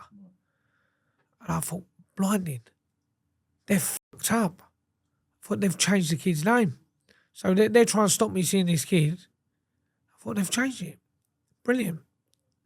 So I've rung them up and said, we got them. I'm on the phone to this Kafkas woman, whatever Kafkas is, I don't even know. It's like something that deals with family court and all that. I said, they're fucked up. I said, what do you mean? I said, well, you told me that they're not allowed to change school, this, that, and the other from... They went, yeah, no, they're not allowed to change it from the biological father. I went, yeah, but they've sent me a letter and it doesn't say Jacobs. Well, yeah, no, they're not allowed to change from the biological father. I said, yeah, it doesn't say Jacobs. And they was going, we don't get your point. And I was like, I was putting my hair out thinking, like, am I gone mental? You're telling me that they're not allowed to change the name, but they've clearly changed the name, but you're like just... And I went, you've told me they can't change the name from the biological father, but they've changed the name. And she went, yeah, but not from the biological father's name. I said, what do you fucking mean? She was like, well, that's the biological father's last name. I was like, I'm the biological father. And they're like, no, you're not. I was like, excuse me? It was like, what, don't you know? I said, don't I know what? And they was like, well, what, do you think you're the biological father? I'm like, well, why the fuck am I fighting to see a kid if it's not mine? They was like, no, we've got DNA tests with the actual father and all that to prove that. So, for the first 3 years of this kid's life, I thought it was my daughter. And I'm like, what the fuck has happened? It broke me up. Obviously, I was in love with this little girl because she was mine. I thought she was mine.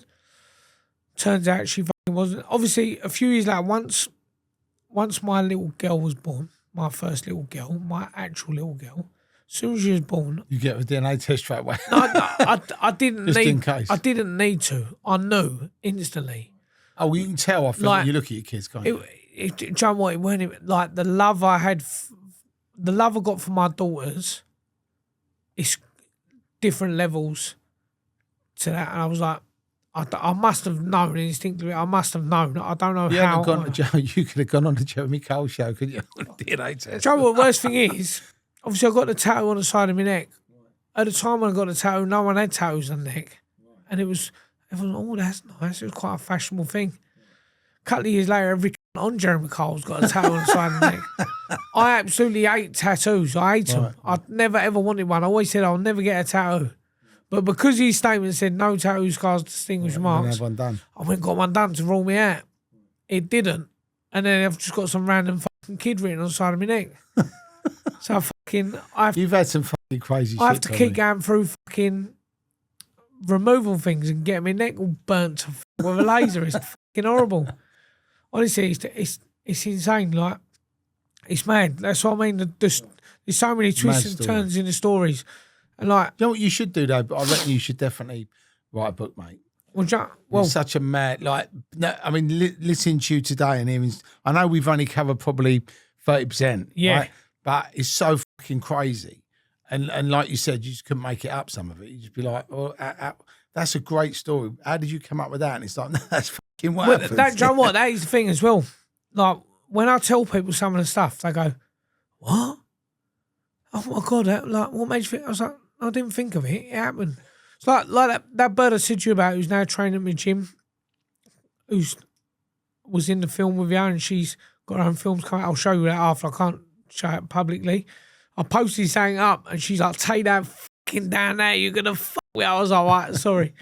But she's like, so obviously there was a film coming out about me anyway, and she's fucking sat there and Googled me and looked me up, and after about 20 minutes, she went, you need to have a book written. She went, I'll fucking ghost write it for you. She went, you just tell me what to write and all that. So I was telling her about my uncle, and she's like, this is stranger than fiction. She went, like, is it like, did this actually happen? I was like, Google it. She's like, what? So that's the thing, like, anything that's happened with me in my whole entire life, it's all just factual. Unfortunately, it's mental. Like my uncle, that's another mental one. He's in jail for life as well. So I'm sitting in High Point, and I've obviously got a phone. I used to have. I wish I could say, because I'll tell you after. But where we used to hide the phones in High Point was absolutely mustard. I don't want to say it because in case there's still people that hide them there, I don't want to fucking nose them up for them. So I'm sitting there on the phone, I'm talking to my pal. Oh, I'm messaging my pal, and he went, I need to speak to you, bruv. Can I ring you? So yeah, of course you can. My mate Mark. He went, something bad's happened. I went, what do you mean? He went, something really bad's happened. I went, what? He went, your Uncle Pete. I said, what's that done? like another degenerate family member, scumbag. Don't have nothing to do with. He went, your Uncle Pete. I said, what, mate? He went, he killed your nan. I said, you what? He went, he's killed your nan. I said, well, that's obviously why she ain't fucking come to visit me, isn't she? My nan was the only person out of my whole entire family that ever used to come visit me. And for a few weeks, she hadn't turned up. I think, what's going on here? I didn't tell her a pinch of salt. So she was going for a divorce at the time. She's like, when you get out, I've got a big lump of money for you. Set your life back up. Fucking crack on. I was like, oh, lovely. So I said, what do you mean? What's happened? And he's explained to me the story when my uncle's murdered his own mother. And I was like, fuck. And he went, well, what are you going to do? I said, well, I'm going to have to try and go to the funeral. He went, yeah, all right, sweet. I said, I need to ring you back on the prison phone. He went, what do you mean? I said, well, I can't go to a screw and say my nan's been killed when there's no... How am I going to know? I said, we're going to have to fucking fake this phone call. He said, what do you mean? I said, I'm going to have to ring you back. You're going to have to pretend you haven't spoke to me, and we're going to have to go through this whole scenario again. Right. So it's on record. He went, all right, sweet. So I've put my phone away. I've gone into the association room, Unit 7 in High Point. Rang her. You right, Mark? How you doing, mate? He was, you right, Tom? Are you sitting down, mate? I said, no, but I will do. What's up? Your Uncle Pete, he's killed your nan. I was like, oh no, I can't believe it. And all that. No lie, like we've had this little phone call. We're on the phone for 5 minutes. So, but bearing in mind, my cell probably takes from the phone to my cell 15, 20 seconds to walk to. By the time I'd hung the phone up, I walked to my cell as a screw man outside. I was like, you right? He went, yeah, we just had it through from comms. You've had a tragedy in your family. This and the other. I was like, do you want to see the chaplain or anything? I said, listen, I'm not religious. I said, but I want to go to the funeral. And he was like, okay, sweet. So they've sent me out. Funnily enough, the pie and liquor all fucking priest, wherever he is in there, like the Christian people, whatever. He didn't sort fuck all out for me. He was actually the imam, the Muslim dude who sorted it out for me to go to the funeral, which was fucking blinding. So I've not seen the light of day for a good few years now. So I've got to go to my nan's funeral, and this is the first time now, like me being in Nick, I'm getting to spend with the mother and my children, like my real children, outside of Nick. It's very surreal. So we're in the funeral, and I'm obviously handcuffed to a fucking great big giant screw. It's great big Welsh geezer, a big fucking handlebar moustache, and it was massive. So we're sitting down and the funeral's going on, and I'll be honest with you, I love my mum to bits, but she's fucking mental case. Like, she's shot to bits, so like, I couldn't give a fuck about her nowadays. And we're sitting there, and you know, like when they do like the hymns and that, and everyone's like, everyone mumbles, don't they? So I'm standing there, and I've got this great big beside me, just out of nowhere, the Lord is my... belted it out, like at the top of his fucking voice. I've just burst out laughing. I've just pissed myself laughing. And my mum, where she's a lunatic, she looked round at me, and so she started laughing. So now we've got this whole funeral service all looking at me, going, what the like this cunt's here, handcuffed to a screw, pissed himself laughing at his nan about to get fucking cremated. Now my mum's laughing as well. It was insane. It was fucking insane. I was telling her about it, and she's like, you got to do a book. She's like, you got to do a book, because like it's mental. The stories go on for days. Like it's crazy. So the reality is, Tommy, I mean, obviously we've done 2 hours already, and unfortunately for you, you're not a one episode guest. You're a multi-episode guest. We don't have very many of them, but I think you've got so many great stories, and it'd be a shame to like try and scram it all in or do a 5-hour episode, because I think people have only got People can fall asleep. But I think they will definitely come back for part 2, and I think as soon as that book's ready, we should come back. We should delve into all the other crazy shit that you haven't told us about. Definitely. Go more into the boxing. But Tommy, honestly, mate, it's been amazing having you on. And I want to just say thanks so much for coming on and sharing your story. Thank you, Terry. No, it's been amazing. Much appreciated. Tommy Jacobs, aka the Mad Axeman, what a fantastic guest. Thank you all for tuning in, and make sure you like and make sure you subscribe, and we will see you on the other side.